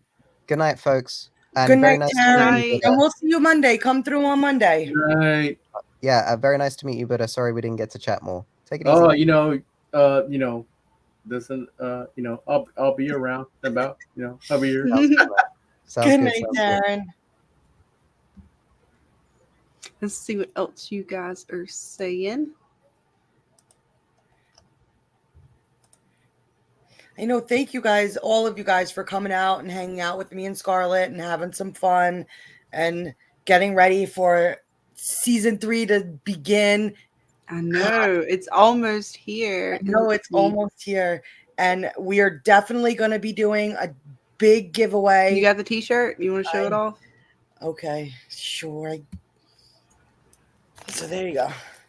Here's the Wait, t-shirt. hang on. I got Yo, it in big. that's I got it in fucking big. awesome, dude. There we go. I got to You take got this me on down. that. Oh man, you're going fucking like megalithic structures kind of shit. Oh Yes, you too can be safe with your T-shirt talisman. Yes. So we're gonna give away. Like, I think I have 5 to give away, and then we're gonna give away also a mystery prize that I dug out of my Comic-Con box. So we're gonna be doing that as well. And like I said, we're gonna have Reel back on. BeyondPremiere is gonna be back on. The JH review. Thank you. Because of my friggin' dyslexia. Did we say Jeremy? Did we say possibly Ravener? Yep. Tony. Coming on? I'm trying Tony. to remember. Oh my Yes, God, I can't. dude, I'm it's pumped, man. I unbelievable. want that. I want some of that, dude. So we're going to celebrate the launch of the season, episode 1, getting everybody's. Because I know we've been waiting. Hey, Dana. As much as we talk, I cannot wait. Hey, I didn't forget. Look, you said it, you called it, and I want you to know that you're not the only person that I messaged out to. I want you to know that. You're locked in. I want to send you the books, Dungeons and Dragons, the first editions, Dungeons and Dragons books. We talked about this. Yes, we did. Yes, we And did. You got me very excited. Just give me some time because I have to pull them out of a warehouse, and it's gonna. That's fine, and just let me know. I'll cover the shipping. Don't even worry about it. No, don't worry about it, girlfriend. Just know this, that we're talking about like February of next year, because I did my math. You're probably asking like, why February? It's complicated. Just know that they're yours. Thank you, honey. I appreciate it. We probably will be wrapping up. I see a lot of you guys are getting ready to go head over to Jeremy's, and I do not blame you. I know I'm going to be going over there after we wrap it up and continue the From Talk, because there is always more to talk about with this show, always more to deep dive. Tinfoil hats are always on, guys.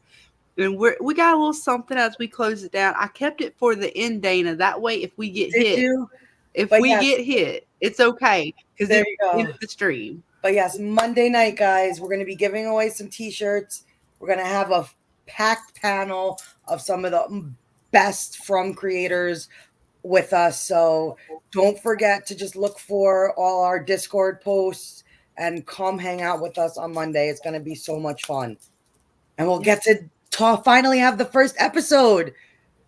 Finally. And Buddha, you are more than welcome to come back on. We will have some more open links out in the chat for you guys as the season continues, so we can have you all come on and tell us what you think about the episodes as they give them to us.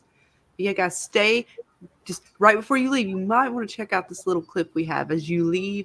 We'll leave you with something maybe funny, maybe not. We'll see what you think about it. We thought it was funny. We may get hit. We don't know, but it's okay. It's okay. We're going to do it at the end. That way, just in case if the screen goes black, you know that we got hit, but it's okay. But yes, guys, thank you all for joining us tonight, and to all of our special guests, and as well as Buddha Cafe, thank you for joining us. And I will be looking forward to the cicadas and all that you have found about them and what crazy lore is out there. But until next time, guys, have a great night, a great weekend, and we will see you all on the next one. Bye, guys. Cicadas are calling the shots. I tell you. Bye, guys.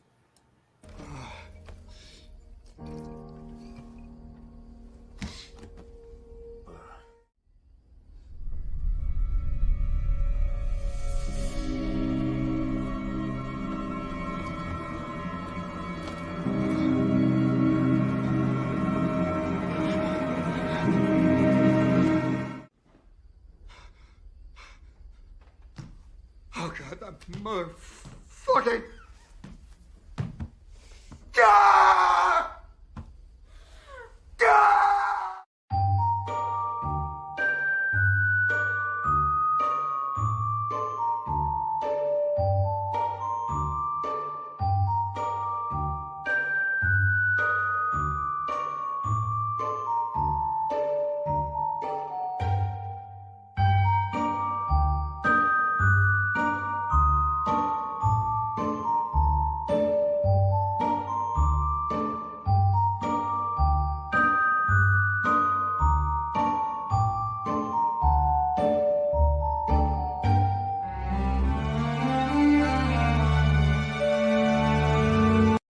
There are so many things I cannot grasp.